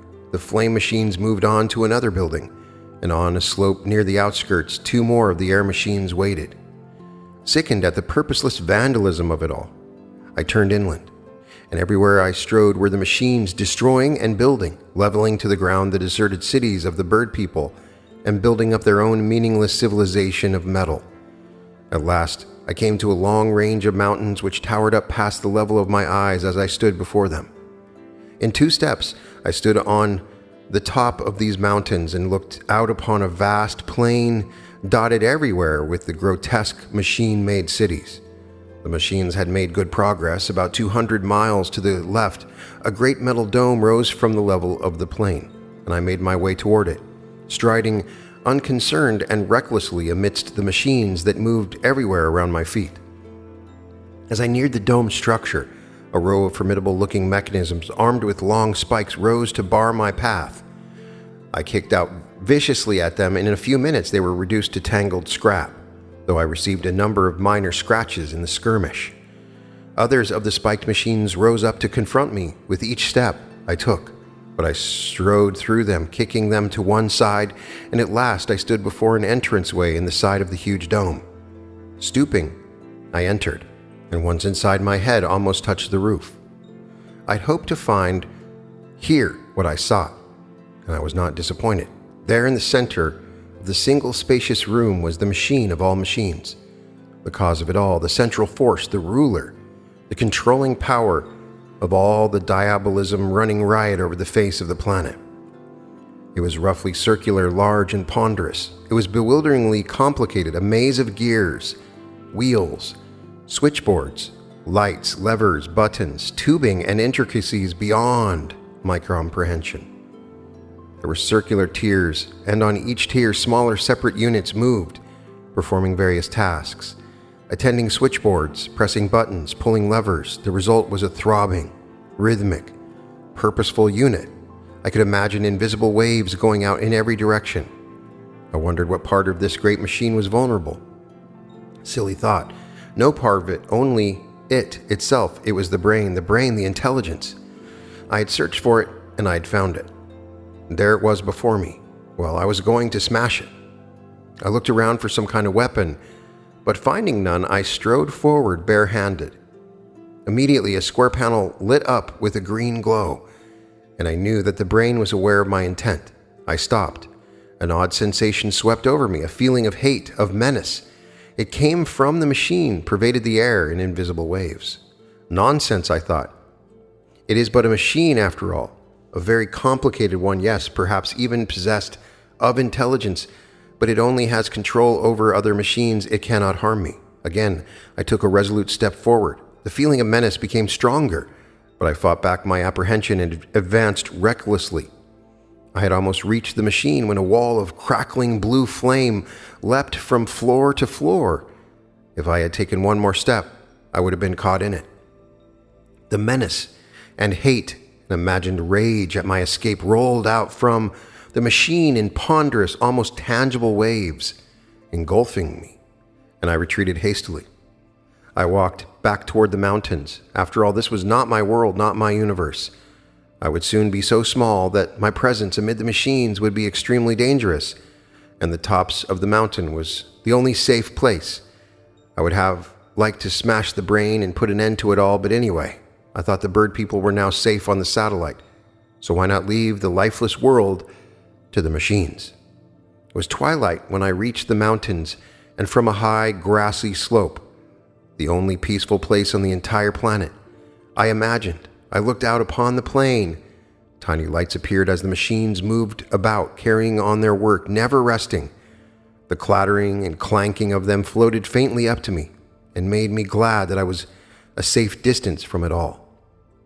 As I stood out toward the dome that housed the brain, I saw what I had failed to see before. A large globe rested there on a framework, and there seemed to be unusual activity around it. A vague apprehension tightened around my brain as I saw machines enter this globe, and I was half prepared for what happened next. The globe rose lightly as a feather, sped upward with increasing speed, out of the atmosphere and into space, where as a tiny speck it darted and maneuvered with perfect ease.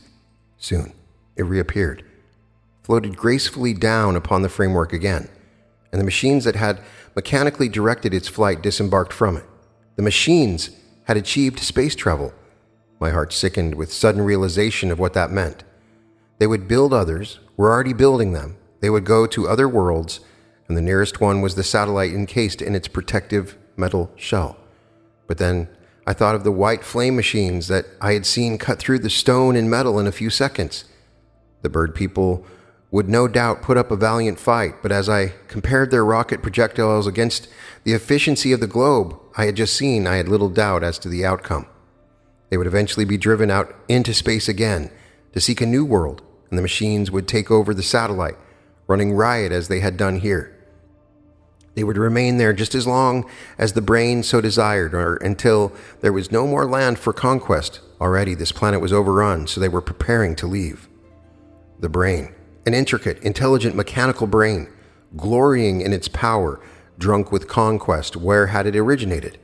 The bird people must have been the indirect cause, and no doubt they were beginning to realize the terrible menace they had loosed on the universe. I tried to picture their civilization as it had been long ago before this thing had come about. I pictured a civilization in which machinery played a very important part. I pictured the development of this machinery until the time when it relieved them of many tasks. I imagined how they must have designed their machines with more and more intricacy, more and more finesse, until only a few persons were needed in control. And then the great day would come, the supreme day when the mechanical parts would take the place of those few. That must have indeed been a day of triumph, machines supplying their every necessity, attending to their every want, obeying their every whim at the touch of a button. There must have been utopia achieved, but it had proven to be a bitter utopia. They had gone forward blindly and recklessly to achieve it, and unknowingly, they had gone a step too far. Somewhere amid the machines they supposed they had under their control, they were imbued with a spark of intelligence. One of the machines added unto itself, perhaps secretly, built and evolved itself into a terribly efficient unit of inspired intelligence. And guided by that intelligence, other machines were built and came under its control. The rest must have been a matter of course, revolt, and easy victory. So I pictured the evolution of the mechanical brain that even now was directing activities from down there under its metal dome. And the metal shell around the satellite. Did not that mean that the bird people were expecting an invasion? Perhaps, after all, this was not the original planet of the bird people. Perhaps space travel was not an innovation among the machines. Perhaps it was on one of the far inner planets, near the sun, that the bird people had achieved the utopia that proved to be such a terrible nemesis. Perhaps they had moved to the next planet, never dreaming that the machines could follow, but the machines had followed after a number of years. The bird people being always driven outward, the machines always following at leisure in search of new spheres of conquest. And finally, the bird people had fled to this planet, and from it to the satellite, and realizing that in a few years the machines would come again in all their invincibility, they had been then ensconced themselves beneath the shell of metal. At any rate, they did not flee to a faraway safe spot in the universe, as they could have very easily done. Instead, they stayed, always one sphere ahead of the marauding machines. They must always be planning a means of wiping out the spreading evil they had loosed. It might be that the shell around the satellite was in some way a clever trap, but so thinking, I remembered again the white flame machines and the deadly efficiency of the globe I had seen, and then my hopes faded away. Perhaps someday they would eventually find a way to check the spreading menace. But on the other extreme, the machines might spread out to other solar systems, other galaxies, until someday, a billion years hence, they would occupy every sphere in this universe. Such were my thoughts as I lay prone there upon the grassy slope and looked down into the plain, down upon the ceaseless clatter and the ceaseless moving of lights in the dark. I was very small now. Soon, very soon, I would leave this world. My last impression was of a number of space globes barely discernible in the dusk below, and among them, towering up high and round, was one much larger than the others, and I could guess which machine would occupy that globe. And my last thought was a regret that I hadn't made a more determined effort to destroy the malicious mechanism, the brain. So I passed from this world of machines, the world that was an electron on a grain of sand, that existed on a prehistoric world that was but an electron on a microscope slide, that existed on a world that was but an electron in a piece of beryllium X on the professor's laboratory table.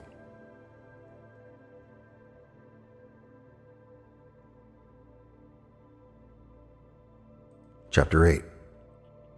It is useless to go on. I have neither the time nor the desire to relate in detail all the adventures that have befallen me, the universes I have passed into, the things I have seen and experienced and learned on all the worlds since I left the planet of the machines, ever smaller cycles, infinite universes, never ending, each presenting something new, some queer variation of life or intelligence. Life? Intelligence? Terms I once associated with things animate, things protoplasmic and understandable. I find it hard to apply them to all the divergencies of shape and form and construction I have encountered. Worlds, young, warm, volcanic and steaming, the single cell emerging from the slime of warm oceans to propagate on primordial continents, other worlds innumerable, life divergent in all branches from the single cell, amorphous globules, amphibian, crustacean, reptilian, plant, insect, bird, mammal, all possible variations of combinations, biological monstrosities indescribable, other forms, beyond any attempt at classification, beyond all reason or comprehension of my puny mind, essences of pure flame, others gaseous, incandescent, and quiescent alike, plant forms encompassing an entire globe, crystalline beings, sentient and reasoning, great shimmering columnar forms, seemingly liquid, defying gravity by some strange power of cohesion. A world of sound vibrations throbbing, expanding, reverberating in unbroken echoes that nearly drove me crazy. Globular brain-like masses utterly dissociated from any material substance. Intra-dimensional beings, all shapes and shapeless. Entities utterly incapable of registration upon any of my senses except the sixth, that of instinct. Suns dying, planets cold and dark and airless, last vestiges of once proud races struggling for a few more meager years of sustenance, great cavities, beds of evaporated seas, small furry animals scurrying to cover at my approach, desolation, ruins crumbling surely into the sands of barren deserts, the last mute evidence of vanished civilizations, other worlds afflourished with life, blessed with light and heat, staggering cities, vast populations, ships plying the surface of oceans and others in the air, huge observatories, tremendous strides in the sciences, spaceflight, battles for the supremacy of worlds, blasting rays of super-destruction, collision of planets, disruption of solar systems, cosmic annihilation, light space, a universe with a tenuous, filmy something around it, which I burst through all around me, not the customary blackness of outer space I had known, but light, filled with tiny dots that were globes of darkness, that were burnt-out suns and lifeless planets. Nowhere a shimmering planet, nowhere a flaming sun, only remote specks of black amid this light-satiated emptiness. How many of the infinitely smaller atomic cycles I've passed into, I do not know. I tried to keep count of them at first, but somewhere between 20 and 30, I gave it up. And that was long ago. Each time I would think, this cannot go on forever. It cannot. Surely this next time around, I must reach the end. But I have not reached the end. Good God, how can there be an end? Worlds composed of atoms, each atom similarly composed.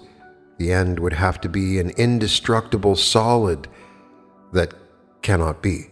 All matter divisible into smaller matter. What keeps me from going insane? I want to go insane. I am tired. A strange tiredness, neither of mind nor body. Death would be a welcome release from the endless fate that is mine. But even death has denied me. I have sought it. I have prayed for it and begged for it. But it is not to be. On all the countless worlds I have contacted, the inhabitants were of two distinctions.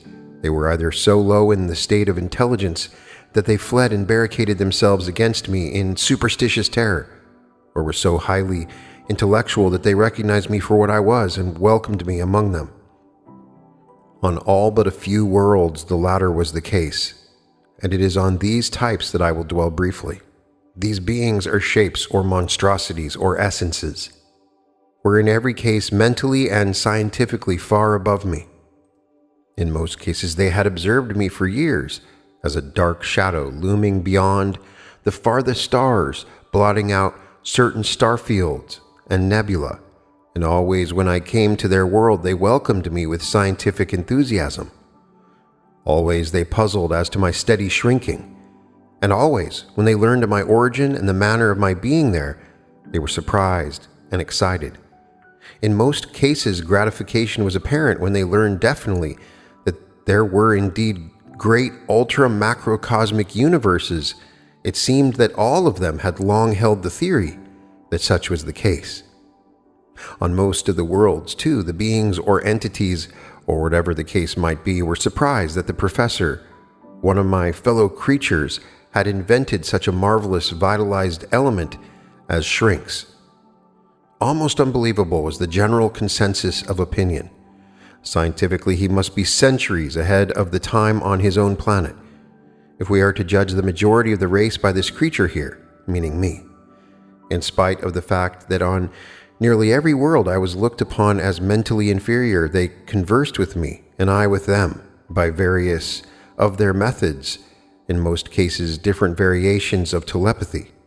They learned in minute detail, and with much interest, all of my past experiences in other universes. They answered all of my questions and explained many things besides about their own universe and world and civilization and scientific achievements, most of which were completely beyond my comprehension. So alien were they in nature. And of all the intra-universal beings I have had converse with, the strangest were those essences who dwelt in outer space, as well as on various planets, identifiable to me only as vague blots of emptiness, total absences of light or color or substance, who impressed upon me the fact that they were pure intelligences, far above and superior to any material plane, but who professed an interest in me, bearing me with them to various planets, revealing many things and treating me very kindly. During my sojourn with them, I learned from experience the total subservience of matter to influences of mind. On a giant mountainous world, I stepped out upon a thin beam of light, stretched between two crags, and willed with all my consciousness that I would not fall, and I did not. I have learned many things. I know that my mind is much sharper, more penetrative, more grasping than ever before, and vast fields of wonder and knowledge lie before me in other universes yet to come. But in spite of this, I am ready for it all to end, the strange tiredness that is upon me. I cannot understand it.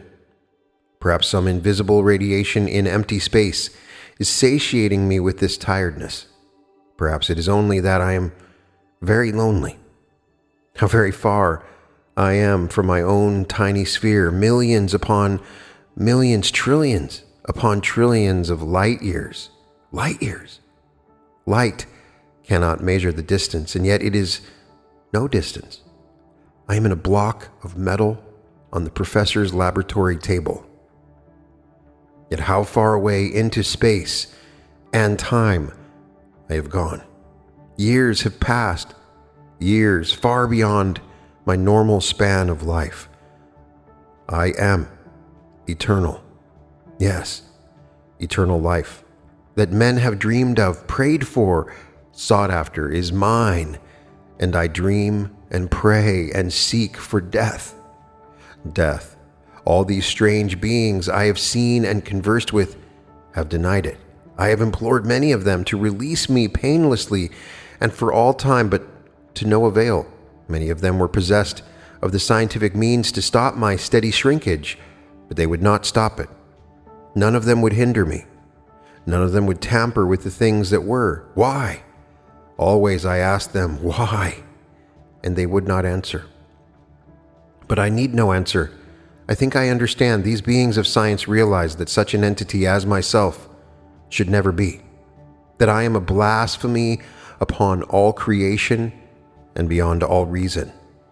They realized that eternal life is a terrible thing, a thing not to be desired, and as punishment for delving into secrets never meant to be revealed, none of them will release me from my fate. Perhaps they are right, but oh, it is cruel, cruel. The fault is not mine.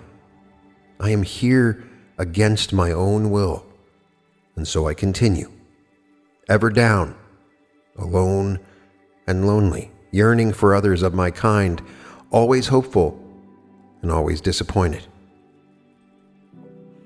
So it was that I departed from a certain world of highly intelligent, gaseous beings, a world that was in itself composed of a highly rarefied substance bordering on nebulosity. So it was that I became even smaller, was lifted up in a whirling, expanding vortex of the dense atmosphere, and entered the universe which it composed. Why I was attracted by that tiny, faraway speck of yellow, I do not know. It was near the center of the nebula I had entered. There were other suns, far brighter, far more attractive, very much nearer. This minute yellow sun was dwarfed by other suns and sun clusters around it, seemed insignificant and lost among them. And why I was drawn to it so far away, I cannot explain. But mere distance, even space distance, was nothing to me now. I had long since learned from the pure intelligence the secret of propulsion by mind influence, and by this means I propelled myself through space at any desired speed, not exceeding that of light, as my mind was incapable of imagining speed faster than light. I, of course, could not cause my material body to exceed it. So I neared the yellow sun in a few minutes, and observed that it had 12 planets. And as I was far too large to yet land on any sphere, I wandered far among other suns, observing the haphazard construction of this universe, but never losing sight of the small yellow sun that had so intrigued me. And at last, much smaller, I returned to it, and of all the 12 planets, one was particularly attractive to me. It was a tiny blue one. It made not much difference where I landed, so why should I have picked it from among the others?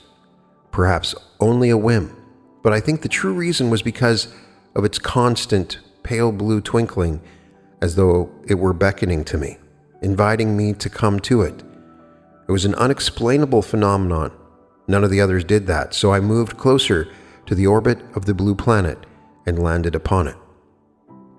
As usual, I didn't move from where I stood for a time until I could view the surrounding terrain, and then I observed that I had landed in a great lake, a chain of lakes. A short distance to my left was a city miles wide, a great part of which was inundated by the flood I had caused. Very carefully, so as not to cause any further tidal waves, I stepped from the lake to solid ground, and the waters receded somewhat. Soon I saw a group of 5 machines flying toward me. Each of them had 2 wings held stiffly at right angles to the body.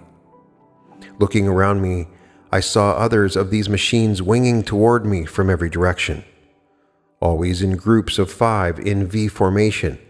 When they had come very close, they began to dart and swoop in a most peculiar manner. From them came sharp staccato sounds, and I felt the impact of tiny pellets upon my skin. These beings were very warlike, I thought, or else very excitable.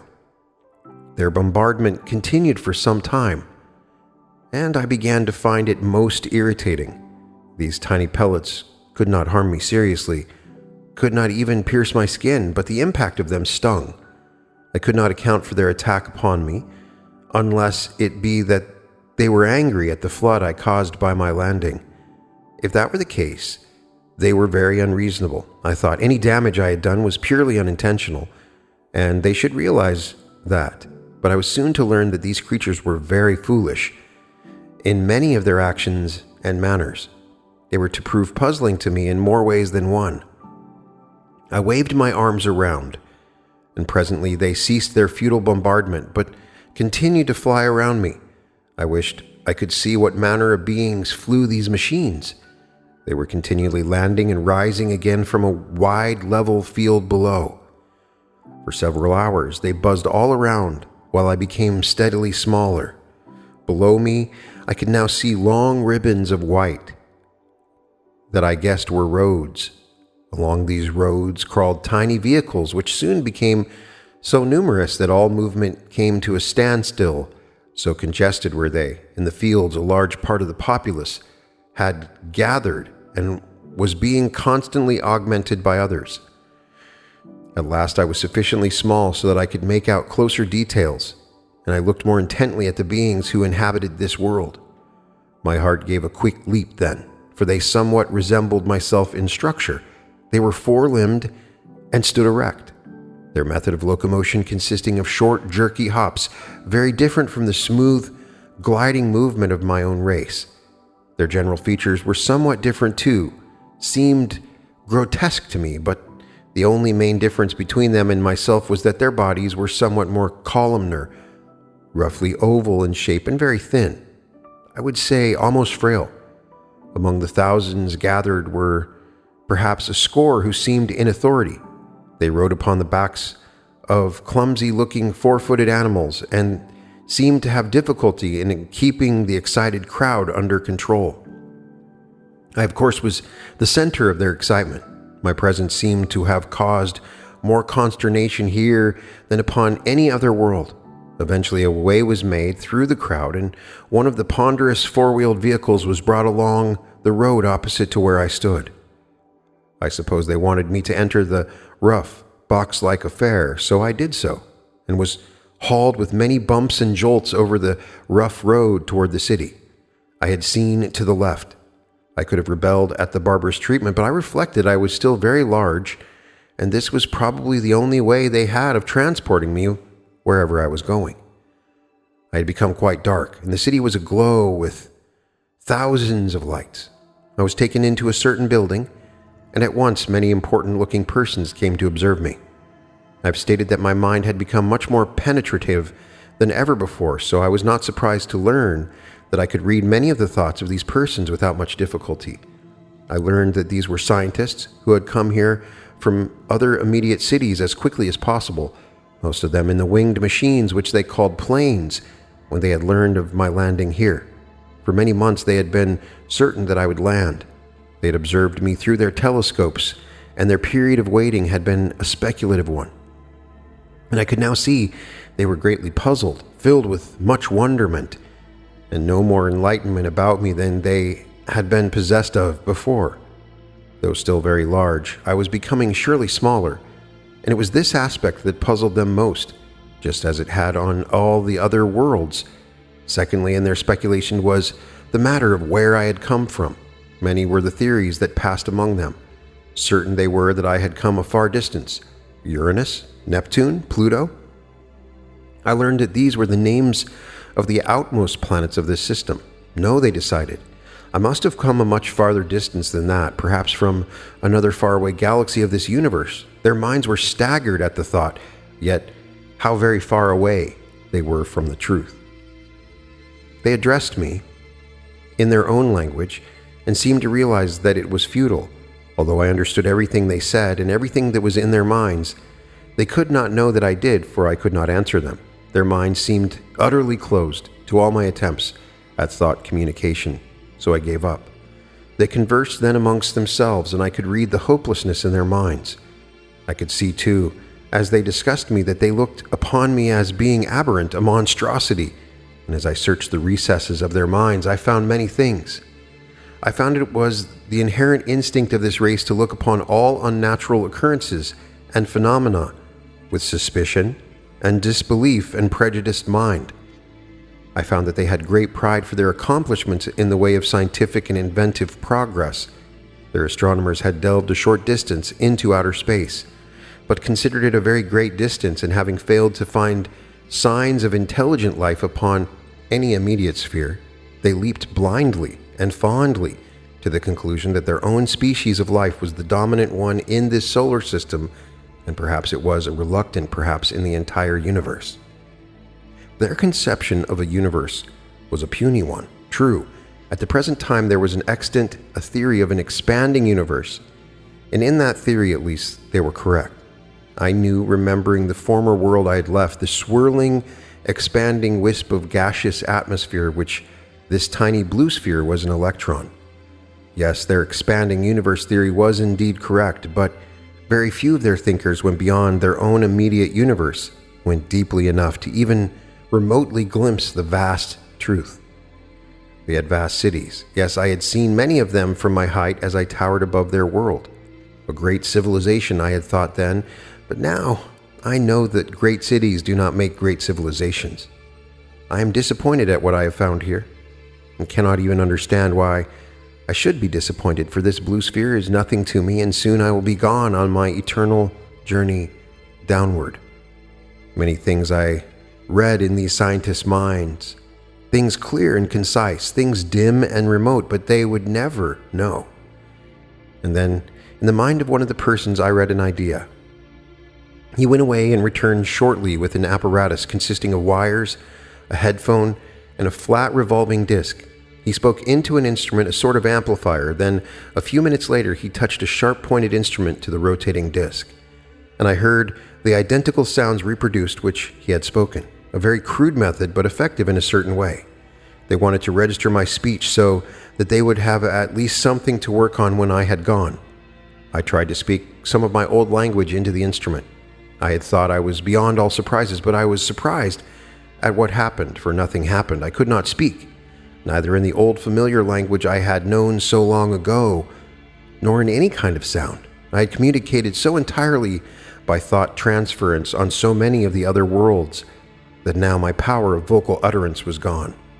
They were disappointed. I was not sorry, for they could not have deciphered any language so utterly alien as mine was.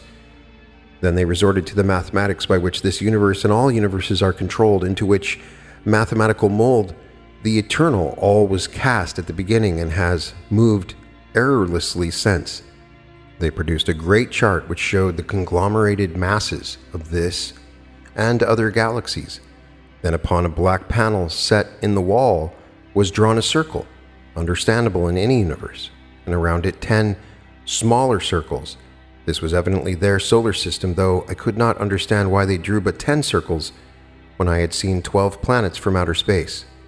Then a tiny spot was designated on the chart, the position of this system in its particular galaxy. Then they handed the chart to me. It was useless, utterly impossible. How could I ever indicate my own universe, much less my galaxy and solar system, by such puny methods as these? How could I make them know that my own universe and planet were so infinitely large in the scheme of things that theirs were practically non-existent? How could I make them know that their universe was not outside my own, but not on my planet, superimposed in a block of metal on a laboratory table, in a grain of sand, in the atoms of glass in a microscopic slide? in a drop of water, in a blade of grass, in a bit of cold flame, in 1,000 other variations of elements and substances, all of which I had passed down into and beyond, and finally in a wisp of gas that was the cause of their expanding universe. Even could I have conversed with them in their own language, I could not have made them grasp the vastness of all those substances existing on worlds, each of which was but an electron of an atom in one of trillions upon trillions of molecules of an infinitely larger world. Such a conception would have shattered their minds. It was very evident that they would never be able to establish communication with me, even remotely, nor I with them, and I was becoming very impatient. I wanted to be out of the stifling building, out under the night sky, free and unhampered in the vast space which was my abode. Upon seeing that, I made no move to indicate on the chart which part of their puny universe I came from. The scientists around me again conversed among themselves, and this time I was amazed at the trend of their thoughts, for the conclusion which they had reached was that I was some freak of outer space, which had somehow wandered here, and that my place in the scale of evolution was too far below their own for them to establish ideas with me either by spoken language, of which they concluded I had none, or by signs which I was apparently too barbaric to understand. This was their unanimous conclusion. This because I had not uttered any language for them to record, and because the chart of their universe was utterly insignificant to me. Never did it occur to them that the opposite might be true, that I might converse with them, but for the fact that their minds were too weak to register my thoughts.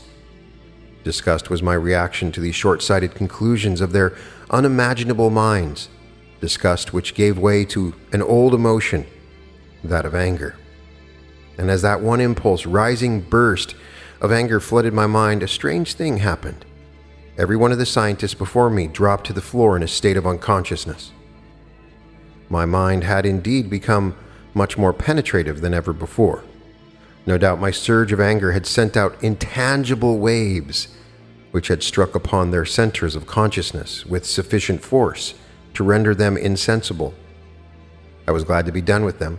I left the four walls of the building, emerged into the glorious expansive night under the stars, and set out along the street in a direction that I believed would lead me away from the city. I wanted to get away from it, away from this world and the people who inhabited it. As I advanced along the streets, all who saw me recognized me at once, and most of them fled unreasonably for safety. A group of persons in one of the vehicles tried to bar my progress, but I exercised my power of anger upon them. They drooped senselessly, and their vehicle crashed into a building and was demolished. In a few minutes, the city was behind me, and I was striding down one of the roads, destination unknown, nor did it matter, except that now I was free and alone, as it should be. I had but a few more hours on this world, and then it was the feeling that came upon me again. The strange feeling that I had experienced twice before, once when I had selected the tiny orange sun from among millions of others, and again when I had chosen this tiny blue planet. Now I felt it for a third time, more strongly than ever, and now I knew that this feeling had some very definite purpose for being. It was as though some power beyond question, drew me irresistibly to it. I could not resist, nor did I want to. This time, it was very strong and very near. Peering into the darkness along the road, I saw a light some distance ahead and to the left, and I knew that I must go to that light. When I had come nearer, I could see that it emanated from a house set far back in a grove of trees, and I approached it without hesitation.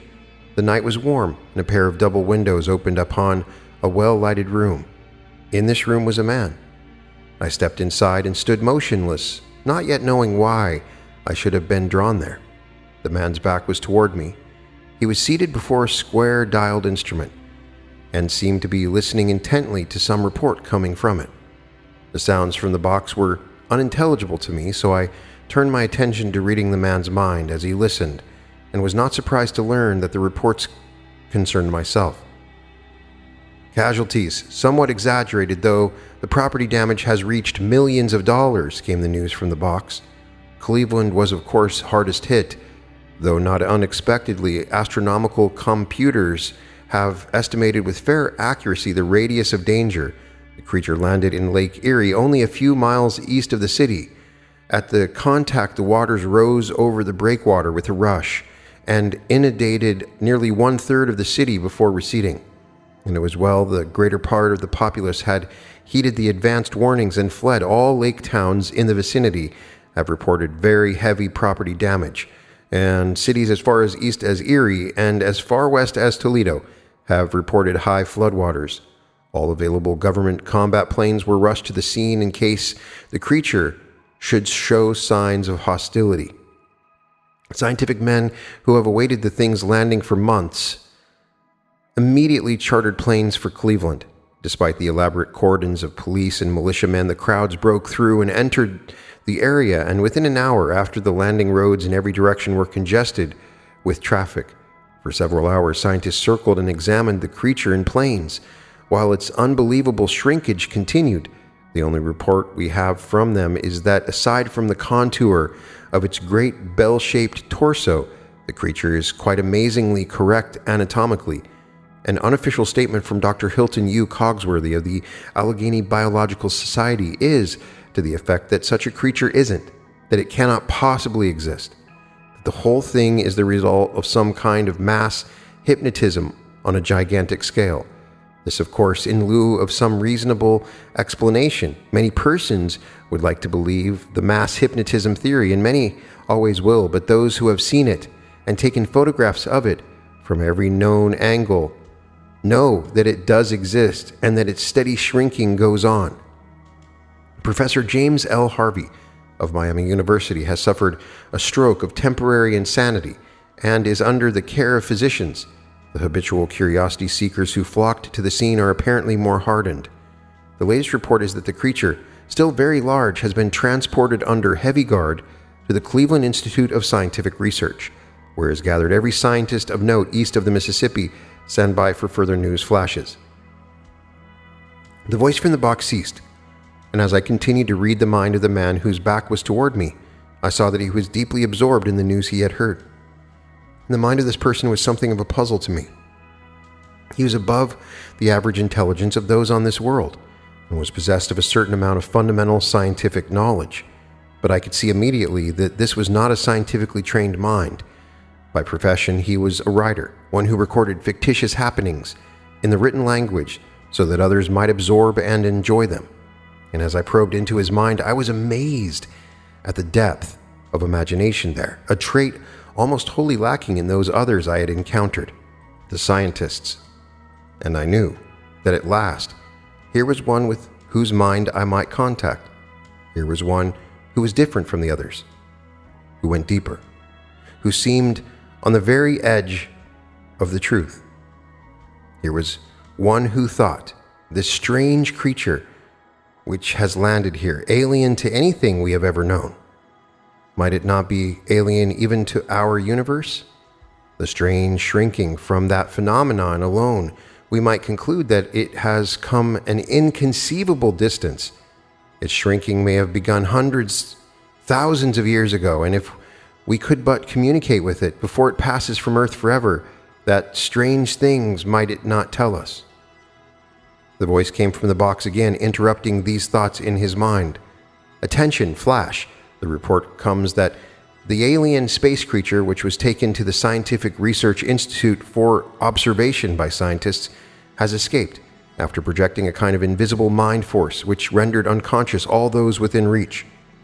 The creature was reported seen by a number of persons after it left the building. A police squad car was wrecked as a direct result of the creature's mind force, and 3 policemen were injured, none seriously. It was last seen leaving the city by the northeast, and all persons are ordered to be on the lookout and to report immediately if it is sighted. Again, the report from the box ceased, and again I probed into the man's mind, this time deeper, hoping to establish a contact with it which would allow for thought communication. I must have at least aroused some hidden mind instinct, for he whirled to face me, overturning his chair. Surprise was on his face and something in his eyes that must have been fear. "Do not be alarmed," I flashed. "Be seated again." I could see that his mind had not received my thought, but he must have known from my manner that I meant no harm, for he resumed his seat. I advanced further into the room, standing before him. The fear had gone out of his eyes, and he only sat tensely staring at me, his hands gripping the arms of the chair. "I know that you would like to learn things about myself," I telepathed. "Things which those others, your scientists, would have liked to know." Reading his mind, I could see that he had not received the thought, so I probed even deeper and again flashed the same thought. This time he did receive it, and there was an answering light in his eyes. He said yes, aloud. "Those others, your scientists," I went on, "would never have believed nor even understood my story, even if their minds were of the type to receive my thoughts, which they are not." He received and comprehended that thought too, but I could see that this was a great strain on his mind and could not go on for long. "Yours is the only mind I've encountered here with which I could establish thought," I continued. "But even now, it is becoming weakened under the unaccustomed strain. I wish to leave my record and story with you, but it cannot be by this means. I can put your mind under a hypnotic influence and impress my thoughts upon your subconscious mind if you have some means of recording them. But you must hurry. I have only a few more hours here at the most, and in your entire lifetime it would be impossible for you to record all that I could tell." I could read doubt in his mind, but only for one instant did he hesitate. Then he rose and went to the table where there was a pile of smooth white paper and a sharp-pointed instrument pen for recording my thoughts in words of his own language. "I am ready," was the thought in his mind. So I have told my story. Why? I do not know, except that I wanted to.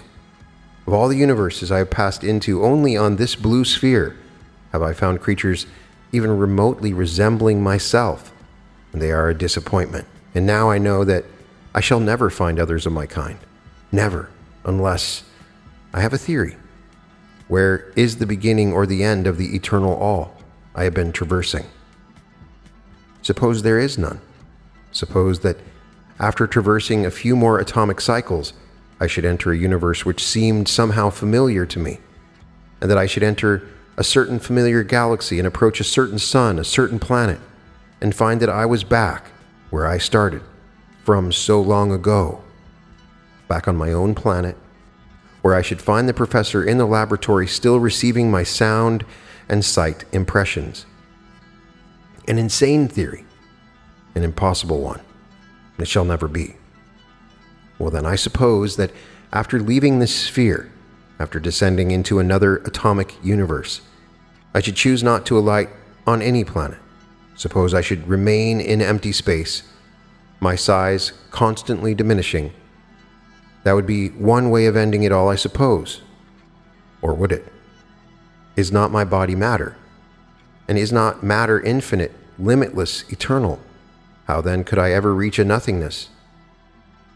It is hopeless. I am eternal. My mind too must be eternal, or it would surely have snapped long ago at such concepts. I am so very small that my mind is losing contact with the mind of him who sits here before me, writing these thoughts in words of his own language.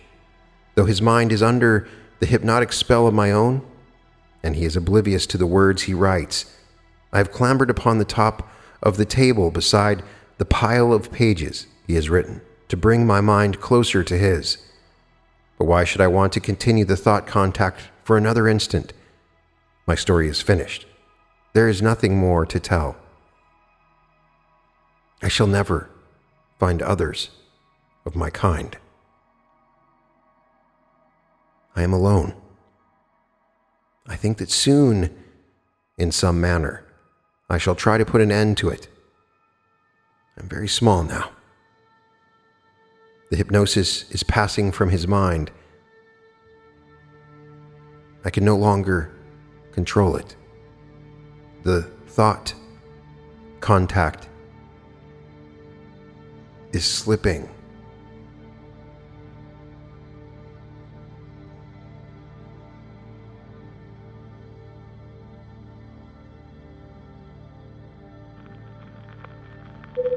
Epilogue.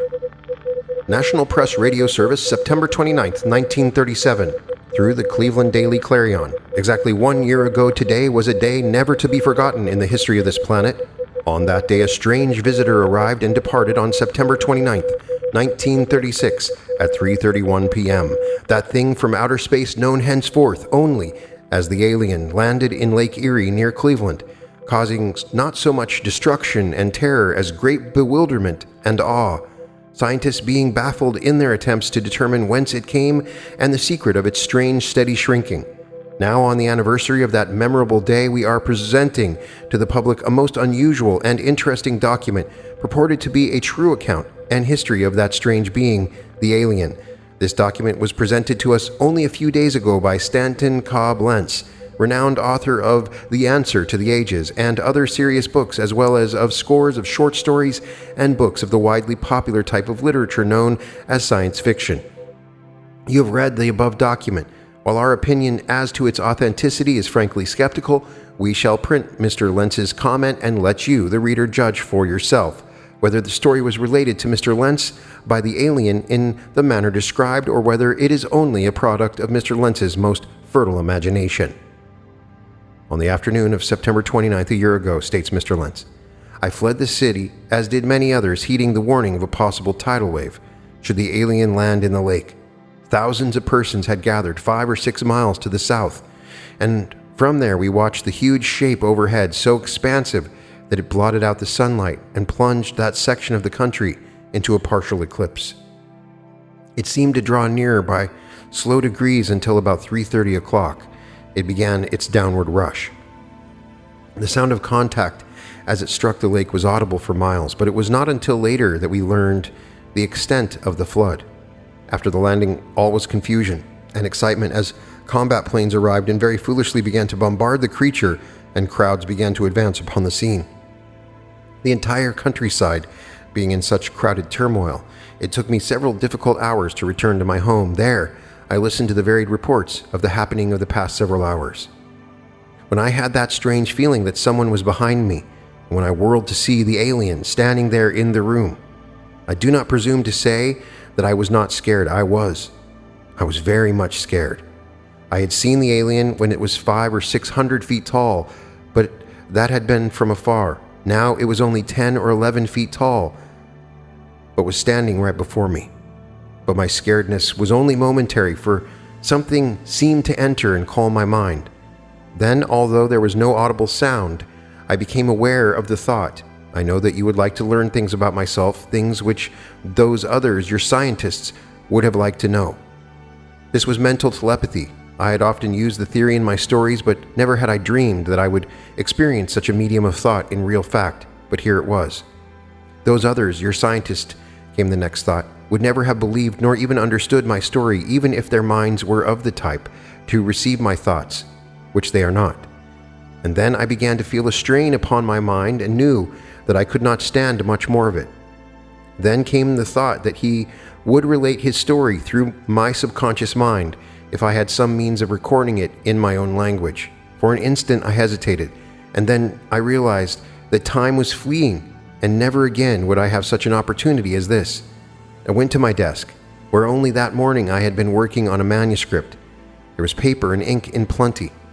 My last impression was of some force seeming to spread over my mind, then terrific dizziness, and the ceiling seemed to crash upon me. No time at all had seemed to elapse when my mind regained its normal faculties, but before me on the desk was a pile of manuscript paper, closely written in my own longhand. And what many persons will find it hard to believe, standing upon that pile of written paper upon my desk was the alien, now scarcely 2 inches in height, and steadily and surely diminishing. In utter fascination, I watched the transformation that was taking place before my eyes, watched until the alien had become entirely invisible, had descended down into the topmost sheet of paper there on my desk. Now I realize that the foregoing document and my explanation of it will be received in many ways. I've waited a full year before making it public. Accept it now as fiction if you wish. There may be some few who will see the truth of it, or at least the possibility, but the vast majority will leap at once to the conclusion that the whole thing is a concoction of my own imagination. that, taking advantage of the aliens landing on this planet, I wrote the story to fit the occasion very appropriately, using the alien as the main theme. To many, this will seem all the more to be true in face of fact that in most of my science fiction stories, I have poked ridicule and derision and satire at mankind and all its high-vaunted science and civilization and achievements, always more or less with my tongue in my cheek, however, as the expression has it. And then along came this alien, takes a look at us, and concludes that he is very disappointed, not to mention disgusted. However, I wish to present a few facts to help substantiate the authenticity of the script. Firstly, for some time after awakening from my hypnosis, I was beset by a curious dizziness. Though my mind was quite clear, shortly after the alien had disappeared, I called my physician, Dr. C.M. Rollins. After an examination, a few mental tests, he was greatly puzzled. He could not diagnose my case. My dizziness was the effect of a hypnosis of a type he had never before encountered. I offered no explanation except to say that I had not been feeling well for the past several days. Secondly, the muscles of my right hand were so cramped from the long period of steady writing that I could not open my fingers. As an explanation, I said that I had been writing for hours on the final chapters of my latest book, and Dr. Rollins said, "Man, you must be crazy." The process of relaxing the muscles was painful. Upon my request, Dr. Rollins will vouch for the truth of the above statements. Thirdly, when I read the manuscript, the writing was easily recognizable as my own free, swinging long hand up to the last few paragraphs. When the writing became shaky, the last few words terminating in an almost indecipherable scrawl as the alien's contact with my mind slipped away. Fourthly, I presented the manuscript to Mr.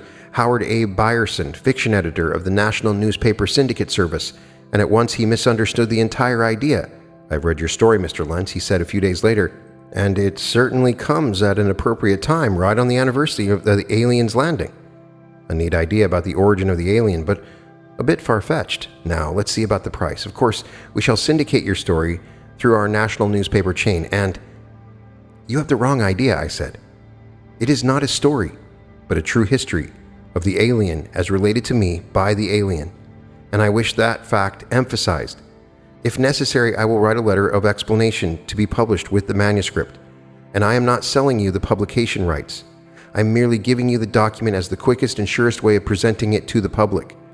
But surely you're not serious. An appropriate story by Stanton Cobb Lentz on the eve of the anniversary of the alien's landing is a scoop, and you..." "I do not ask and will not take a cent for the document," I said. "You have it now. It is yours, so do with it as you see fit. A memory that will live with me always is the sight of the alien as last seen by me, as last seen on this earth, as it disappeared into infinite smallness there upon my desk, waving two arms upward as if in farewell. And whether the above true account and history of the alien can be received as such or as fiction, there can be no doubt that on a not far off September, a thing from some infinite sphere above landed on this earth and departed."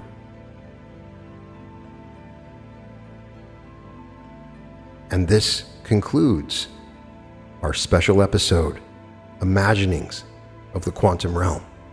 This is an idea that I have not been able to escape from, and I have found it within meditation many, many times.